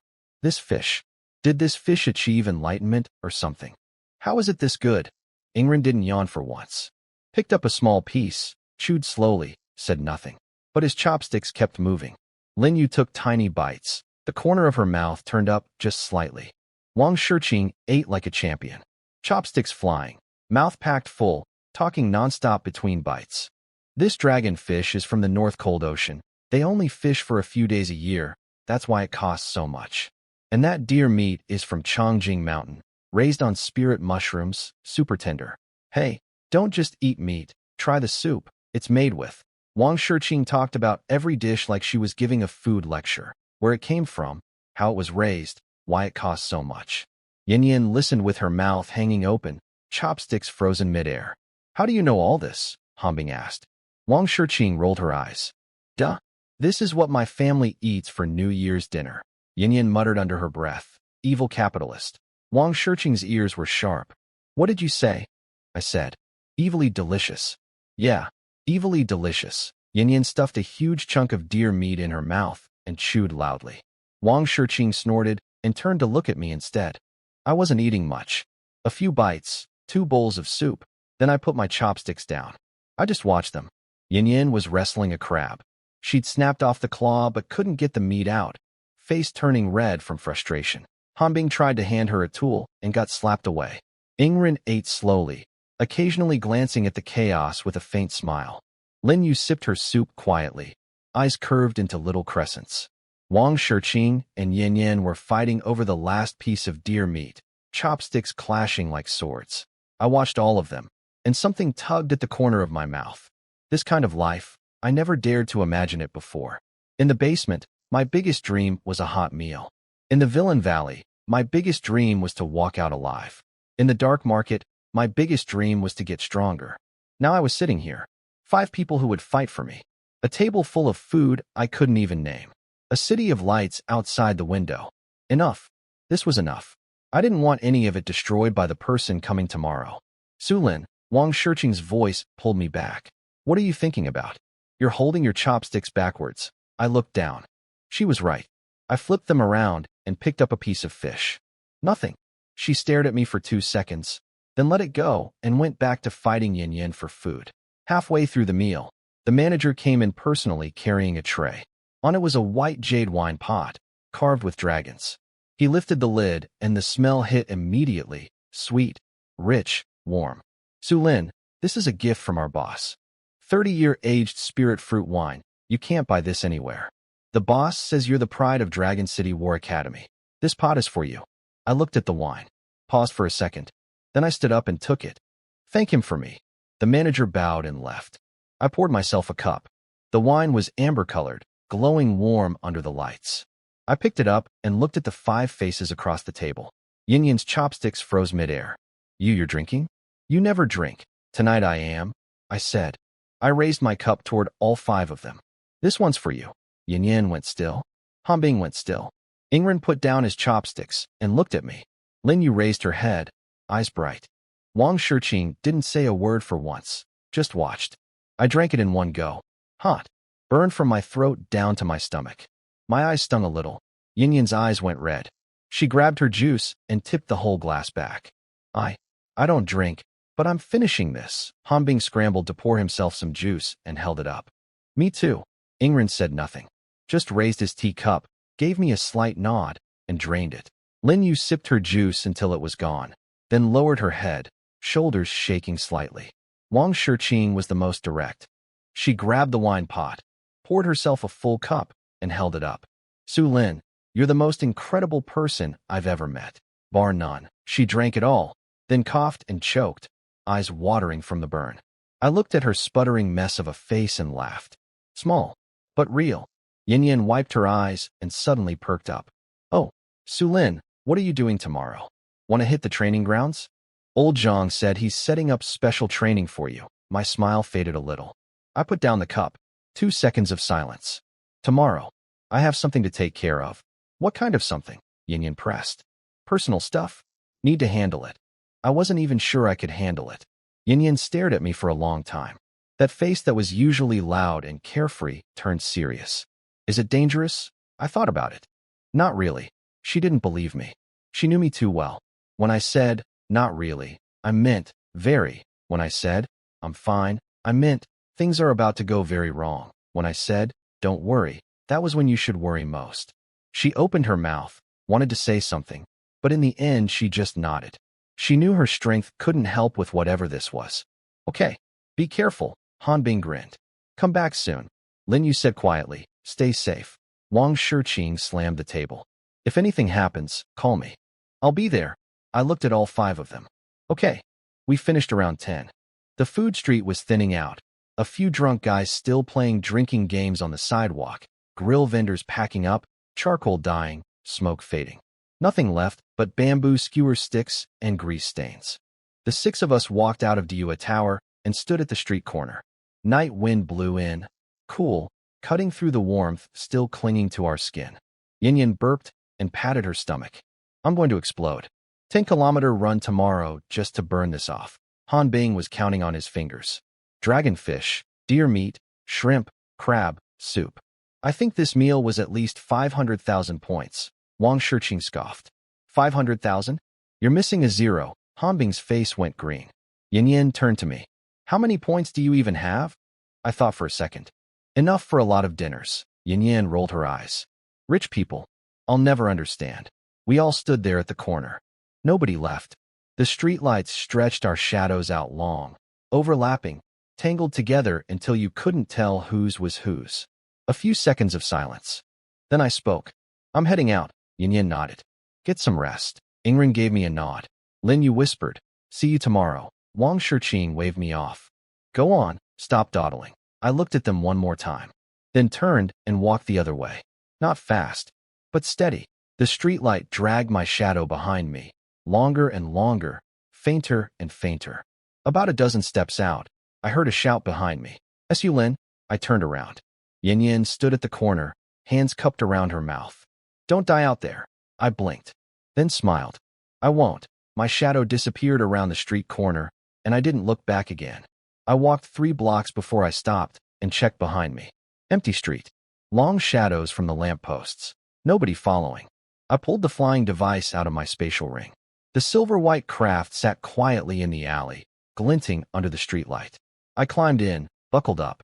Destination? I entered coordinates. Deep in Baimang Mountain, a stretch of empty wasteland where I'd cleared rifts before. Over 1,000 kilometers from the academy. No people, barely any monsters. Autopilot. The craft rose silently through the clouds and headed north. I leaned the seat back and closed my eyes. 3 days and nights with almost no sleep. Grinding rifts. Racing between locations. Blitzing the heavenly tower. My body was fine. Passive Regan took care of the physical stuff.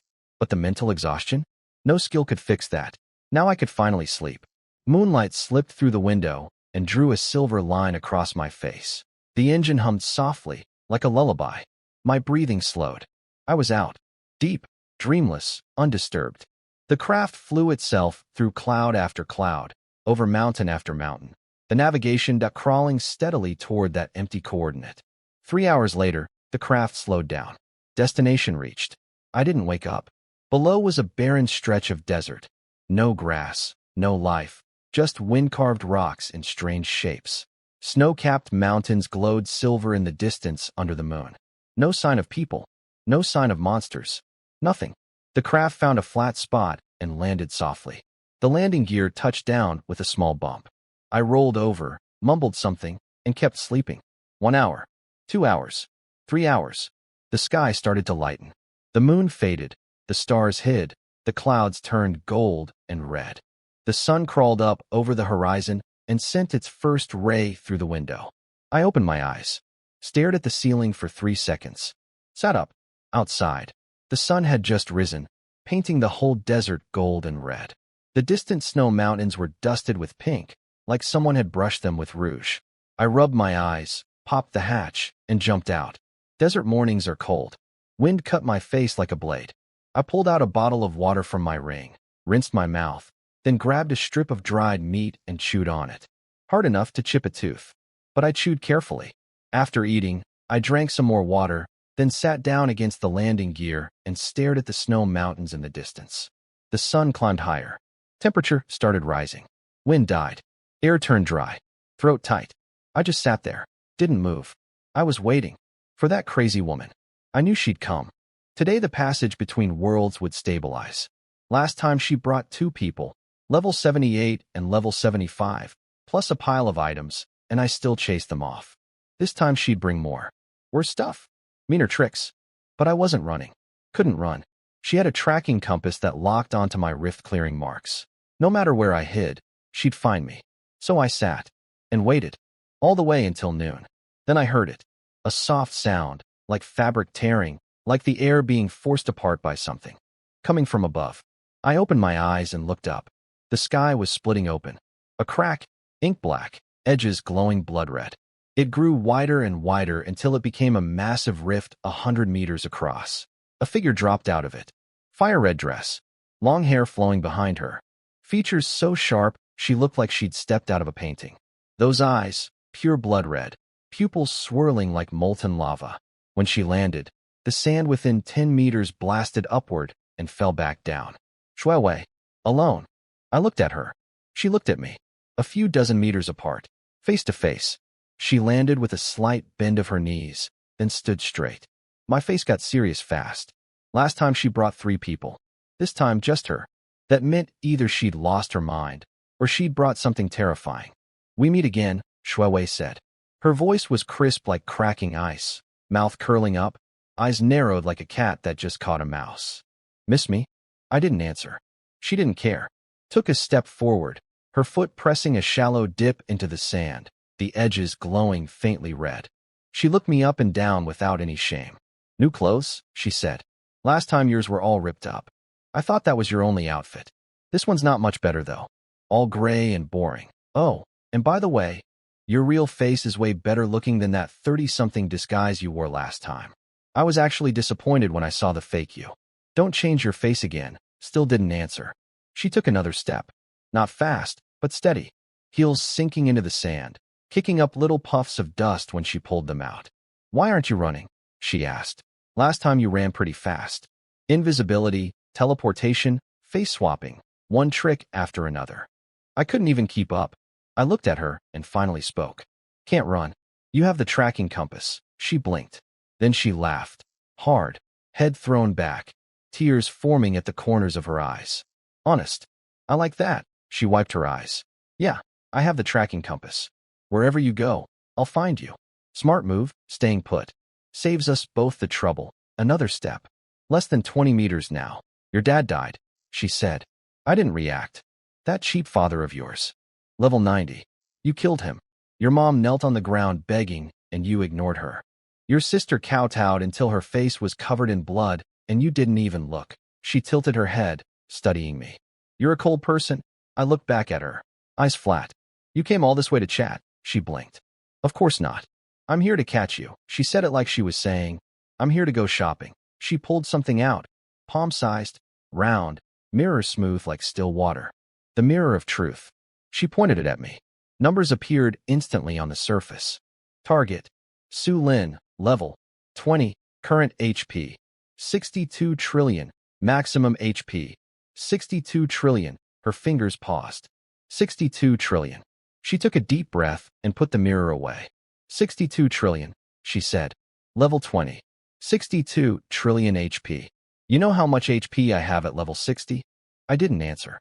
She answered herself. A fraction of yours. Another step forward. Your HP is insane. Your thorn's reflection is terrifying. But my father prepared me the indestructible shield. Your damage can't touch me. I watched her. And then, she smiled. Pulled out a second item. A silver-white chain, thin as a strand of hair, but blazing bright in the sunlight. It coiled in her palm like a sleeping silver snake. The space-time shackles. Locks you in place for 10 seconds, she said. 10 seconds is more than enough time to do a lot of things. Like enslaving you. My expression shifted. Not fear, caution. She saw it and smiled wider. Scared, she pulled out a third item. A palm-sized black token with a blood-red character 4, seal, carved into it. The moment it appeared, the air around us turned heavy, like something invisible was pressing down. The Rule Tier Healing Seal. This one, she held it up so I could see it clearly, shuts down all your recovery. Passive regen, active healing, potions, natural healing, everything. Your terrifying regen? Useless. My fingers slowly curled into fists. She put the token away and pulled out item number 4. A fist-sized crystal ball with a dark gold flame trapped inside. The flame pulsed, and every pulse warped the space around it. The modified flame burst crystal. This one outputs continuous damage, she said, starting from 1 point, then slowly increasing, higher and higher, until you can't take it anymore. As much damage as I want, for as long as I want. And the 5th thing, the indestructible shield. She pulled out a shield-shaped device. Absorbs all incoming damage. Cap of 10 quadrillion. You literally cannot hurt me. 5 items laid out. Mirror of truth. Spacetime shackles. Healing seal. Modified flame burst crystal. Indestructible shield. 5 items. 5 death sentences. There's one more, she said.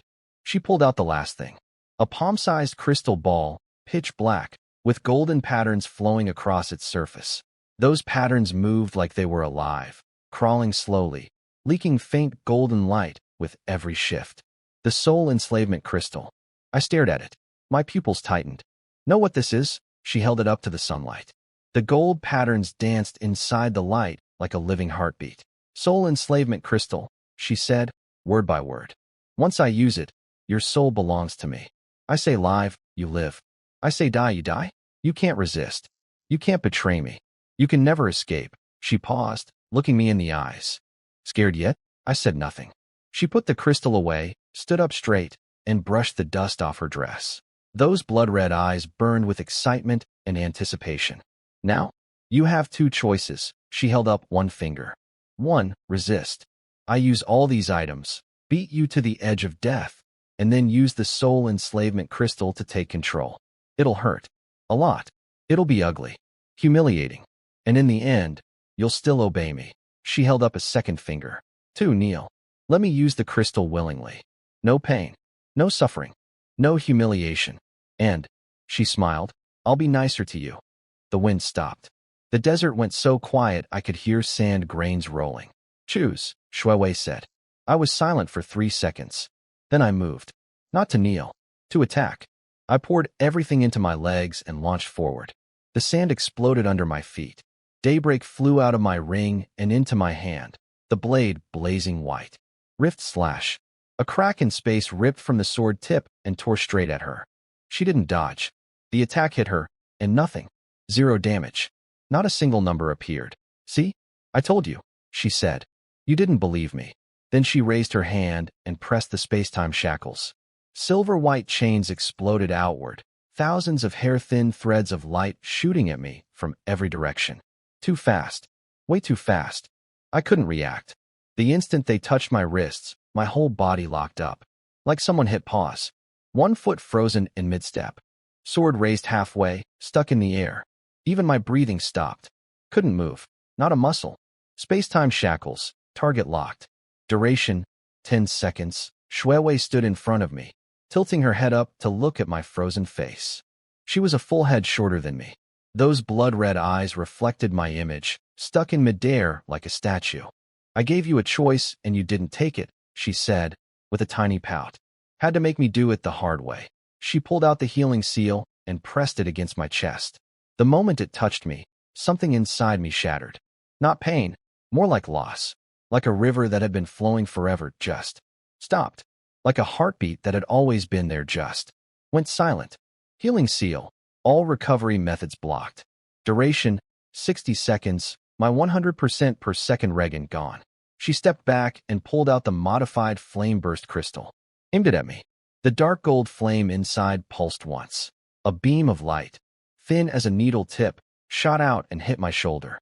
-1 point of damage. I looked down at my shoulder, then back at her. Hurt? She asked. I didn't answer. She pressed the crystal again.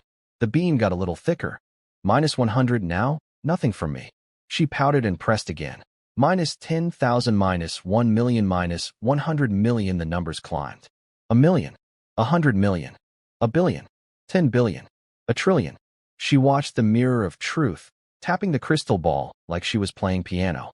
Current HP, 62 trillion, 61 trillion, 60 trillion, 59 trillion. My HP was dropping. No regen to catch it. Every point lost was gone for good. But I was still standing. The shackles had worn off after 10 seconds. I was free to move. But I couldn't. Not because I didn't want to. Because I physically couldn't. The healing seal didn't just block my regen, it drained my strength. My whole body felt boneless, like someone had pulled out my skeleton. She walked right up to me and looked up at my face. Kneel, she said. I didn't kneel. She tapped the crystal again. Damage jumped to 1 billion per hit. My legs started shaking. My knees were bending against my will. But I bit down and held, refused to go down. She sighed. You're so stubborn. She reached out and put her hand on my shoulder. Pressed down. Gently. My knee buckled. Then I caught it. Held. She pressed a little harder. My knees slammed into the sand. Thump. The ground dented under me. I was kneeling. In front of her. She crouched down to my eye level. The playful smile was gone. Her expression was serious now. "Does it hurt?" she asked. I didn't answer. She reached out and lightly touched the wound on my shoulder. The holes the flame crystal had burned through, still bleeding, clothes charred black, skin peeled back. It looked as bad as it felt. "You didn't have to go through this," she said quietly. "I gave you a choice. You didn't take it." I raised my head and looked at her. But what she saw in my eyes wasn't hate. Wasn't fear. It was cold. A bone-deep, bottomless cold. She flinched. Just for a second. Then she buried it. My HP was down to the last 10 points. I had nothing left. She pulled out the soul enslavement crystal. It spun slowly in her palm. The golden patterns grew brighter and brighter until they were blinding. "Watch it," she said. I looked down at the crystal. Golden light poured out and crawled into my eyes, into my brain, into the deepest part of my soul. Something was chewing on my consciousness. Something was being ripped out of me, replaced, rewritten into something else. A voice echoed in my head. Not hers. The crystal's. Cold. Mechanical. Empty. Soul enslavement initiated. Target. Su Lin. Level. 20. Estimated enslavement time. 3 seconds. Warning. Target soul strength exceeds standard. Recommend extending enslavement time. Continuing. For seconds. 5 seconds. 6 seconds. Enslavement complete. When those last 2 words lit up in my head, I felt something break inside me. And something else connect. What broke was me. What connected was her. She could feel my heartbeat. My breathing. She could kill me with a thought. That seed planted in my mind would rip my consciousness apart or trap me in agony worse than death. And I could sense something else. If Shuewei died, the seed in my head would detonate and kill me too. I knelt in the sand, head down, covered in wounds. Blood dripped from my shoulder into the dirt and soaked in. But even as this body was lost, I checked my clone's panel. The clone wasn't enslaved. The connection didn't reach him, which meant, if this body died, I could resurrect through the clone, free from the enslavement. This body was done. I couldn't attack Shuewei anymore. She held my life in her hands. But the clone was still out there, still hidden, still safe. She reached out and grabbed my chin, tilting my face up. Sweat and blood everywhere. But my eyes were burning with fury. "Do you hate me?" she asked. I didn't need to answer. She could see it. She smiled. Wide. Happy. Good. Hate is right. She let go of my chin, stood up, and brushed the dust off her dress. "Hate me, but obey me. Hate me, but you can't kill me. Hate me, but you'll never escape." She looked down at me. Those blood-red eyes held satisfaction, excitement, and something else, something even she couldn't name. "Stand up," she said. I pressed my hands against the ground and slowly pushed myself to my feet. Legs still shaking, wounds still bleeding. But I stood straight. Shuewei stood in front of me, tilting her chin up to look at my face. She was a full head shorter. Those blood-red eyes reflected me back, bloody, wrecked, but standing straight. "So how does it feel? Being enslaved?" She asked it like a cat playing with a mouse. I didn't answer. I looked at my hands, still shaking. The healing seal was wearing off slowly, but that hollowed-out feeling still clung to me. "I'm talking to you." She stepped forward and poked my chest with one finger. "Does it hurt? Are you dizzy? Feel like throwing up?" I raised my eyes and looked at her. The look I gave her could have killed. She flinched a little, but pushed it down fast. She was the master now. I was the slave. No matter how strong I was, I had to obey. "Kneel," she said. I didn't move. She blinked, frowned. I said, "Kneel." "Are you deaf?" I still didn't move. Just stood there, staring down at her. Her face changed. She reached into the connection, that seed planted deep inside my soul. It was there, glowing gold, waiting. She activated it. Pain exploded in my skull. Like someone shoved a red-hot wire through my temple and stirred. My whole body went rigid, veins popping along my forehead, teeth grinding so hard they cracked against each other. But I didn't kneel. I clenched my jaw and held. Both legs locked to the ground like they were nailed there. She pushed harder. This time the pain spread everywhere. A million needles stabbing into every inch of skin, every muscle, every bone at once. My body started shaking. My knees wanted to buckle. But I fought it. Held. I saw something flicker across her face. Something soft. But she crushed it immediately. Kneel, third time. Voice cold as ice. She hit me with continuous, soul-burning pain. My body was a bow pulled past its limit. Every muscle fiber screaming. Sweat rolled off my forehead, mixing with blood, dripping into the sand. I'd bitten through my lip. Blood leaked from the corner of my mouth. I didn't make a sound. My mind was flickering in the storm of pain like a candle in a hurricane, almost going out. But in that tiny flame, my brain was still working. It hurt. It hurt so goddamn much. But I had to endure. Even if I died, I would not kneel. And while the pain was tearing me apart, I was thinking, forcing myself to think through the agony. The clone was still out there. That was my only card left. Even if this body died, I'd resurrect through the clone.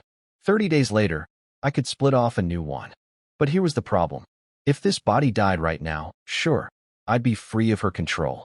I'd come back through the clone.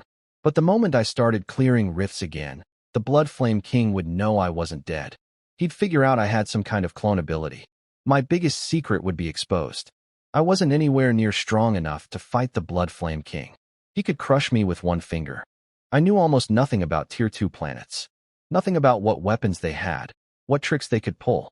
I knew too little about this entire part of the universe. But if I stayed in this body, if I pretended to submit, followed Shui away to Blood Flame Star, I'd learn everything. Their weaknesses, their resources, their secrets, the whole layout of this star system. And here was the real kicker. They wanted my talent. A level 20 with 62 trillion HP. Someone who killed a level 90. They wouldn't waste that. They'd do everything they could to make me stronger, because they needed me strong. They needed me to help Blood Flame Star reach Tier 3. They'd pour resources into me. Let me level up. Let me climb higher towers. Let me collect more passives. My power would snowball. They thought they had total control over my life and death. They had no idea this body could die and I'd just wake up in another one. Free, unshackled, with everything I'd learned. So I'd use them. Let them train me. Let them feed me resources. Let them build me into something unstoppable. And when I was strong enough to swat the Blood Flame King like a bug, this body could be thrown away. I'd resurrect through the clone, come back, and erase Blood Flame Star from the universe. Shuewei stood watching me take 3 rounds of soul-burning torture without making a single sound or dropping to one knee. Her face went a little pale. Not from fear, from shock. She'd seen slaves on Blood Flame Star get punished with soul burning. They screamed like slaughtered pigs. Some went insane. Some kowtowed until their foreheads split. Some cried for their mothers. I hadn't made a sound. She pulled the pain back, stepped away, looked at me. I was still standing, drenched in sweat, lips chewed to ribbons, temple veins still throbbing, but standing. You. She opened her mouth, then closed it. A few seconds of silence. Then a sigh. You are impossibly stubborn. She pulled out a handkerchief and held it toward me. Wipe your sweat. I didn't take it. She stuffed it into my hand, then turned around and faced the distant snow mountains. I know you hate me, she said quietly. So quiet it almost got lost in the wind. But you need to understand. If you don't come with me, someone else will come for you. Other Tier 2 planets. Forces 100, 1,000 times stronger than me. They'll use worse methods. Crueler tools. You won't even get a choice. She paused. At least I offer you a handkerchief. I looked down at it. White. A little flower embroidered in the corner. Neat stitching. Faint smell of perfume. I didn't wipe my face. Just held it. Didn't move. She waited, heard nothing, and turned back around. Why aren't you wiping? I didn't answer. I raised my head and looked at her. You want me to go with you? Yes. Where? Blood Flame Star. To do what? Level up. Get stronger. Help me conquer worlds. She said it like it was the most obvious thing ever. Your talent is wasted on Blue Star. I was quiet for a few seconds. And then, she tilted her head, thinking. Then you help Blood Flame Star reach Tier 3, and I make you second in command. One person above you, everyone else below. Her eyes were practically glowing, like she could already see that future. Not a bad deal, right? You're a slave now, but if you behave, I'll treat you well. Once we hit Tier 3, I'll give you your freedom. I looked at those shining eyes and laughed inside. Cold. Freedom? Once I actually helped her reach Tier 3, would she let me go? Never. A slave who could break the rules of the universe was more valuable than any treasure. She'd hold on to me forever. This life, next life, always. But I didn't say any of that. I just nodded. Okay, she froze. She hadn't expected me to agree that easily. A minute ago, I was enduring soul torture rather than kneel. And now suddenly, okay? She stared at my face, trying to read something in my eyes. But there was nothing to read. Those eyes were too deep. Like a bottomless well where you drop a stone and never hear it land. You really agree? She sounded suspicious. Yeah. No takebacks? No takebacks. She stared at me for several seconds. Then broke into a smile. Like a little girl who just got a brand new toy. Eyes curved into crescents. Lips pulled up, 2 little fang teeth showing. I knew you'd say yes. She clapped her hands and circled around me, looking me up and down. Don't worry, I won't treat you badly. Blood Flame Star has the best resources, the best equipment, the best items. Whatever you want, I'll get it for you. She stopped in front of me, looking up with pure excitement on her face. But you have to listen. Whatever I say, you do. I say east, you don't go west. I say chase the dog, you don't chase the chicken. Can you do that? I looked at her. 1 second of silence. Yes, she got even happier. Rose on her tiptoes and patted my shoulder. Good. Starting today, you're mine. Then she remembered something. The smile dimmed, replaced by a sheepish expression. Sorry about hurting you earlier. I didn't want to make you uncomfortable. Her voice got tiny. But you were so stubborn. I had no other way. I said nothing. She looked up at me. And in those blood-red eyes, there was actually a hint of guilt. If you behave from now on, I won't do that again. Deal? I looked at that face. Pretty, delicate, trying to look apologetic and sweet. Deal? She smiled wider than before. She grabbed my hand and started pulling me toward the rift in the sky. Come on, come on. Let's go? Father must be waiting. She dragged me forward. My steps were clumsy. The healing seal still hadn't fully worn off. My legs were rubber. Every step made my knees wobble. But I kept walking, 1 step after another. Following her, the rift closed behind us. Blue Star's sky went back to normal, but I wasn't on Blue Star anymore. Blood Flame Star. The sky was dark red. The air smelled like sulfur, and the temperature was at least 40 degrees. The ground was black stone with glowing red veins running through it, like frozen lava. Mountains in the distance had some kind of glowing liquid flowing along their ridges. Stop staring. Walk faster. Shui Wei pulled me along, her red hair streaming behind her. Every soldier we passed dropped to one knee. Hail, princess. But their eyes were all on me. I could hear the whispers. Why does the princess have a man with her? She's holding his hand. She hates men getting close to her. He's not from our planet. Must be from a Tier 1 world. Shui Wei's ears turned red. She yanked me forward even faster. The healing seal had worn off by now. My body was back to normal, strength returned. I slowed my steps on purpose. Princess, you're pulling so hard my hand's going to fall off. Shut up.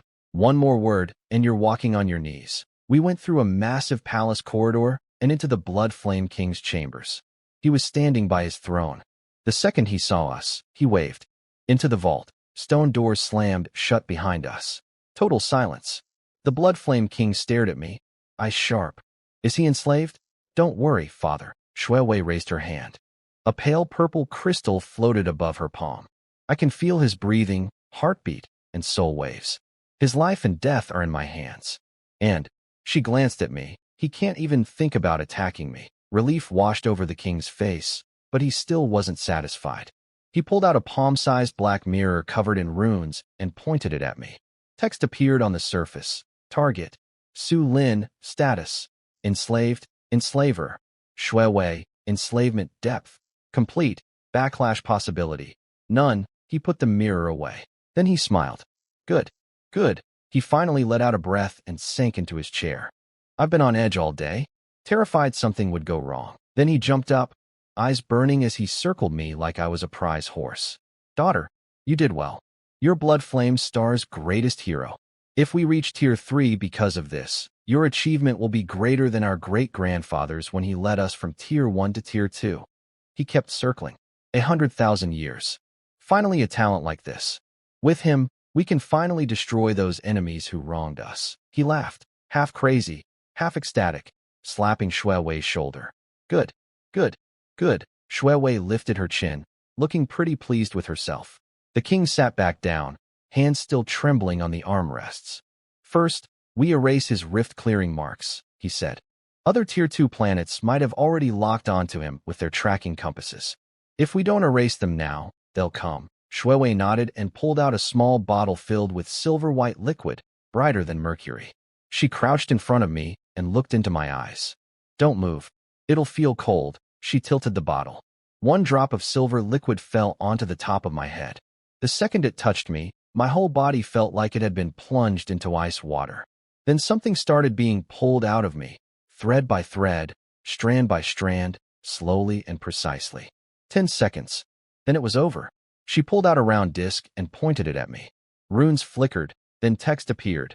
Target. Su Lin, rift clearing marks. None, status. Not locked by any tracking compass, she exhaled. Done. Even if other Tier 2 planets have tracking compasses, they can't find him now. The king nodded and pulled out another item. A black talisman covered in runes that glowed dark gold. He handed it to Shuewei. Have him wear this. She turned to me. Put it on. It's a concealment talisman. As long as you wear it, any rifts you clear or realms you beat won't leave marks. No tracking compass will ever find you again. I took it, cold to the touch. The gold runes pulsed against my palm like something alive. I hung it around my neck.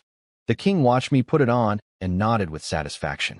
Remember, never reveal your true ability level to anyone. If asked, say your enhancement is 10,000-fold at most. And never mention that you cleared a top 10 difficulty realm. Ever. Understood, I said. From now on, you're the princess's personal guard. He thought for a moment, then pulled 2 pieces of equipment from his spatial ring. These are 2 level 20 eternal grade items. Wear them. I won't give you a weapon. You don't need to attack. I took the armor and put it on. The moment it settled against my body, warmth flooded through me, power flowing into every corner.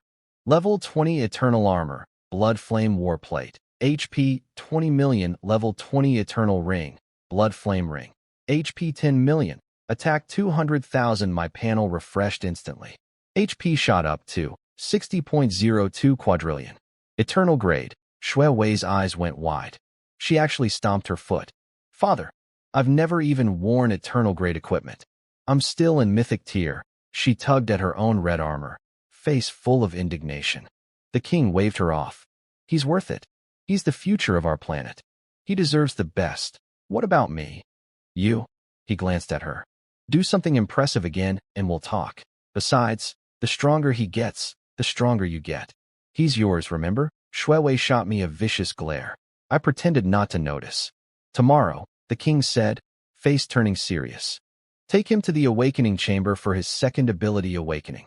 Remember, absolutely no one can know about this. Shuewei nodded reluctantly. And have him stay in the room next to yours, the king added. She blinked. Next to mine? Yes. He looked at his daughter, eyes full of meaning. He's your person. He stays close. That night, I was put in a side chamber next to the princess's quarters. That night, I sat in the courtyard of the side chamber they'd given me, looking up at the sky. Blood Flame Star's moon was purple-red, different from anything I'd ever seen on Blue Star.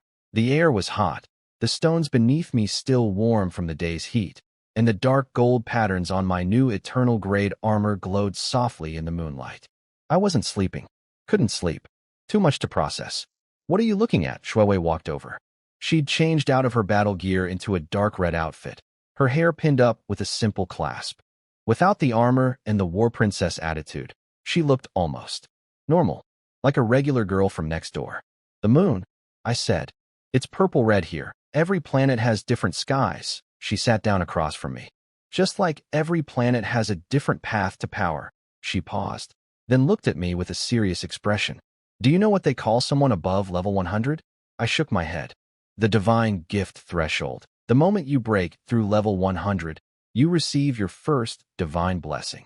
Your entire life force undergoes a fundamental transformation. After that, every single level up brings another divine blessing. Your body, your soul, your energy, all of it keeps evolving. But that's not even the scariest part about being above 100.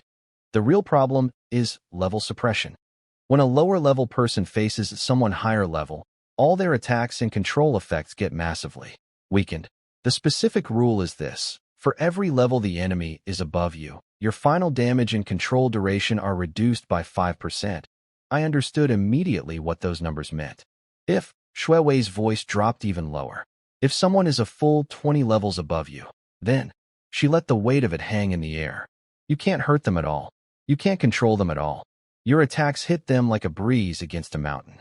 Your control skills evaporate like dew in sunlight. You're strong right now. Very strong. Her tone carried both respect and a complicated sigh. At level 20, you tanked my rule tier items, killed the level 78 and level 75 fighters I brought, and even forced me to retreat. But against a real level 120? Everything you depend on. That insane HP, that terrifying reflection, all those control skills, none of it would matter.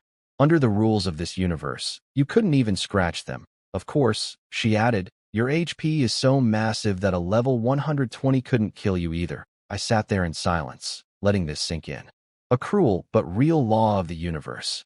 No matter how broken my stats were, the rules themselves would neuter me against anyone 20 levels above me. Which meant one thing. I needed to level up. Fast. Not just for my plan to destroy Blood Flame Star from the inside, but because out here in the wider universe, raw HP alone wouldn't save me. I filed every word she said into the back of my mind. Every piece of information about how this universe worked was another weapon for when the time came. Shuewei didn't know it, but every conversation she had with me was making my eventual escape more certain. She thought she was taming me. She was training the thing that would destroy her. One more thing, Shuewei said. Father has arranged for you to undergo your second ability awakening tomorrow. She explained how it worked. For most awakeners, the ideal combination was an attack-type ability first and a defense-type ability second. Balanced. Well-rounded. But you're different, she said, looking at me. You've collected so many overpowered skills from clearing all those rifts. Especially your recovery boost and your Thorn's reflection. They turn your massive HP into the deadliest, most sustained weapon possible. For you. Your health bar is your attack bar. So if your second awakening gives you another HP boosting ability, she leaned forward, voice sharp and certain. Even a simple A-rank ability that multiplies your HP by 10 would be worth more to you than an SSS rank attack ability that multiplies your damage by 100. But awakening is mostly random. Bloodline matters. If both parents are top-tier SSS awakeners, their children have a much higher chance of getting SSS abilities. But it's never guaranteed. History has cases of 2 SSS parents producing a child with the worst D-rank trash ability. She looked at me, her tone softening in a way she probably didn't notice. Your first awakening already broke every rule in the book. That kind of luck is once in a lifetime. But this second time, you could still get a useless D-rank ability. Or a high-rank attack ability that does nothing for your build. Everything, until the result is revealed, comes down to fate. Fate, I repeated quietly. Then I looked at her and smiled. Calm. I understand. Thank you for telling me, Princess. She seemed surprised by how calmly I took it. She stood up. Get some rest. Save your energy. I'll be waiting outside tomorrow for the awakening ceremony. Princess, I called out as she reached the courtyard gate. She turned. Moonlight outlined her silhouette. Thank you for telling me all this, I said. And I meant it. Every piece of information she gave me was another tool for later. Her mouth curved up just barely. She didn't say anything, just turned and walked away into the shadows, footsteps fading. The courtyard went quiet again. I sat on that stone bench for a long time. Deep inside my mind, I opened my panel. Name, Su Lin, level, 20, HP, 60.02 quadrillion. Ability, HP enhanced to billionfold. Skills, 116. Status, Soul Enslaved. I scrolled through the long list of skills. Shadow Step, Blood Sacrifice, Teleport, Substitute Stone Statue, Bone Spike Fury, Spider Web Bind, Time Slow, Rift Slash. Plus dozens of others I'd picked up from clearing all those rifts.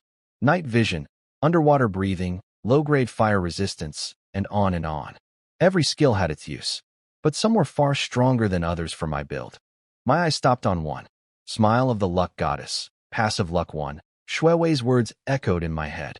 Everything comes down to fate. Fate? My mouth curved up in the shadows where nobody could see. Let's see if this passive could challenge fate. I shifted my consciousness to my clone. Far away, countless light years away, on Blue Star, forgotten by everyone, my clone opened his eyes. The clone shared everything with the main body. All stats, all life force, all senses. In his hand was the dark red stone from the Sandstorm Death Zone, the Furnace Stone. I needed to gamble. I had no other cheat to boost my awakening odds. But I could pour everything into upgrading the Luck Goddess passive and hope it would tilt the second awakening in my favor. Let's go, my main body whispered in the Blood Flame Star courtyard. My clone raised his hand on Blue Star. No hesitation. The first skill chosen, Night Vision, was stripped away and fed into the Furnace Stone. A flash of dark red light. Night Vision dissolved into pure, neutral energy, refined and purified, then poured into the Luck Goddess passive like a stream flowing into the ocean. The description shifted. Luck 1, twisted and became Luck 2. Second skill, underwater breathing. 2 became 3. Third, low-grade poison resistance. 3 became 4. One by one, I fed it the weaker skills. The ones that barely mattered compared to my core abilities. The ones that had helped me survive low-level rifts, but were now outclassed by everything else. They became fuel. Luck climbed steadily. 10, 20, 30, 50. I stayed calm through all of it. Like a master craftsman forging a single perfect blade, cutting away everything unnecessary, keeping only what mattered. The process was silent, invisible, but underneath the surface it was shifting something fundamental. Changing the weight of some deep, hidden rule.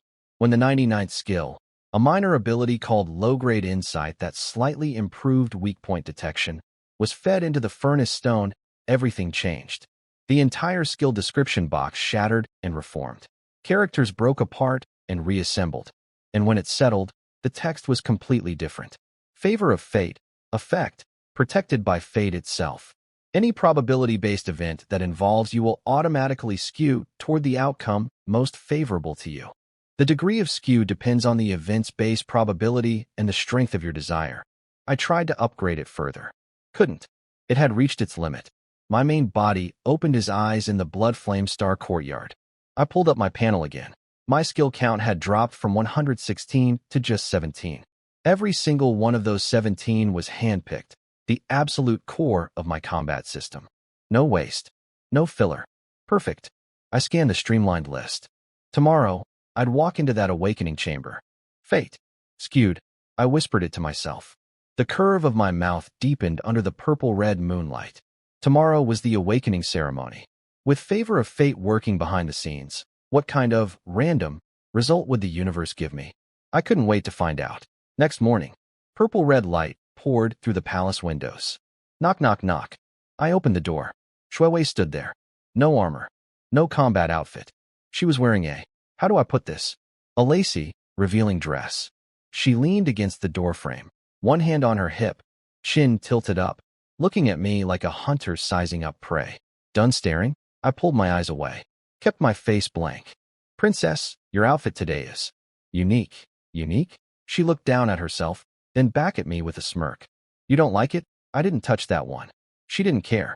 Stepped closer, tilting her face up, those blood-red eyes reflecting my face. Father said you need to bathe and change before the awakening ceremony. Keep your body and mind clean. She poked my chest. Did you wash? I stepped back. Yes, just yes. You still smell like blood. Did you even use soap? I did. Then why do you still smell? She leaned in and sniffed my neck. Warm breath on my skin. Ticklish. I took another step back. She looked up, glaring. Why are you backing away? You're too close, princess. So what? She stepped forward. You're mine. I can be as close as I want. I stopped talking. She stared at me for a few seconds, then huffed and turned toward the door. Keep up. Don't dawdle. She walked ahead, the thin fabric floating behind her, her bare back catching the light. I followed, eyes locked straight ahead on the back of her head. She glanced over her shoulder. Why are you so far back? I sped up. Closer. I sped up again. Less than a meter between us now. She nodded, satisfied, and kept walking. The corridor was long. Guards stood every 10 meters.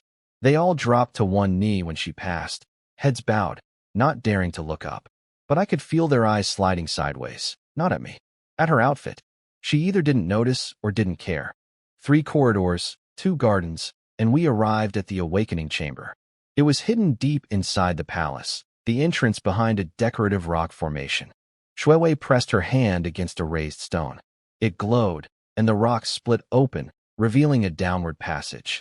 The air inside was dry and ancient, like a place that hadn't been opened in thousands of years. At the end, a massive stone door, 5 meters tall, 3 meters wide, carved with runes flowing with dark gold light.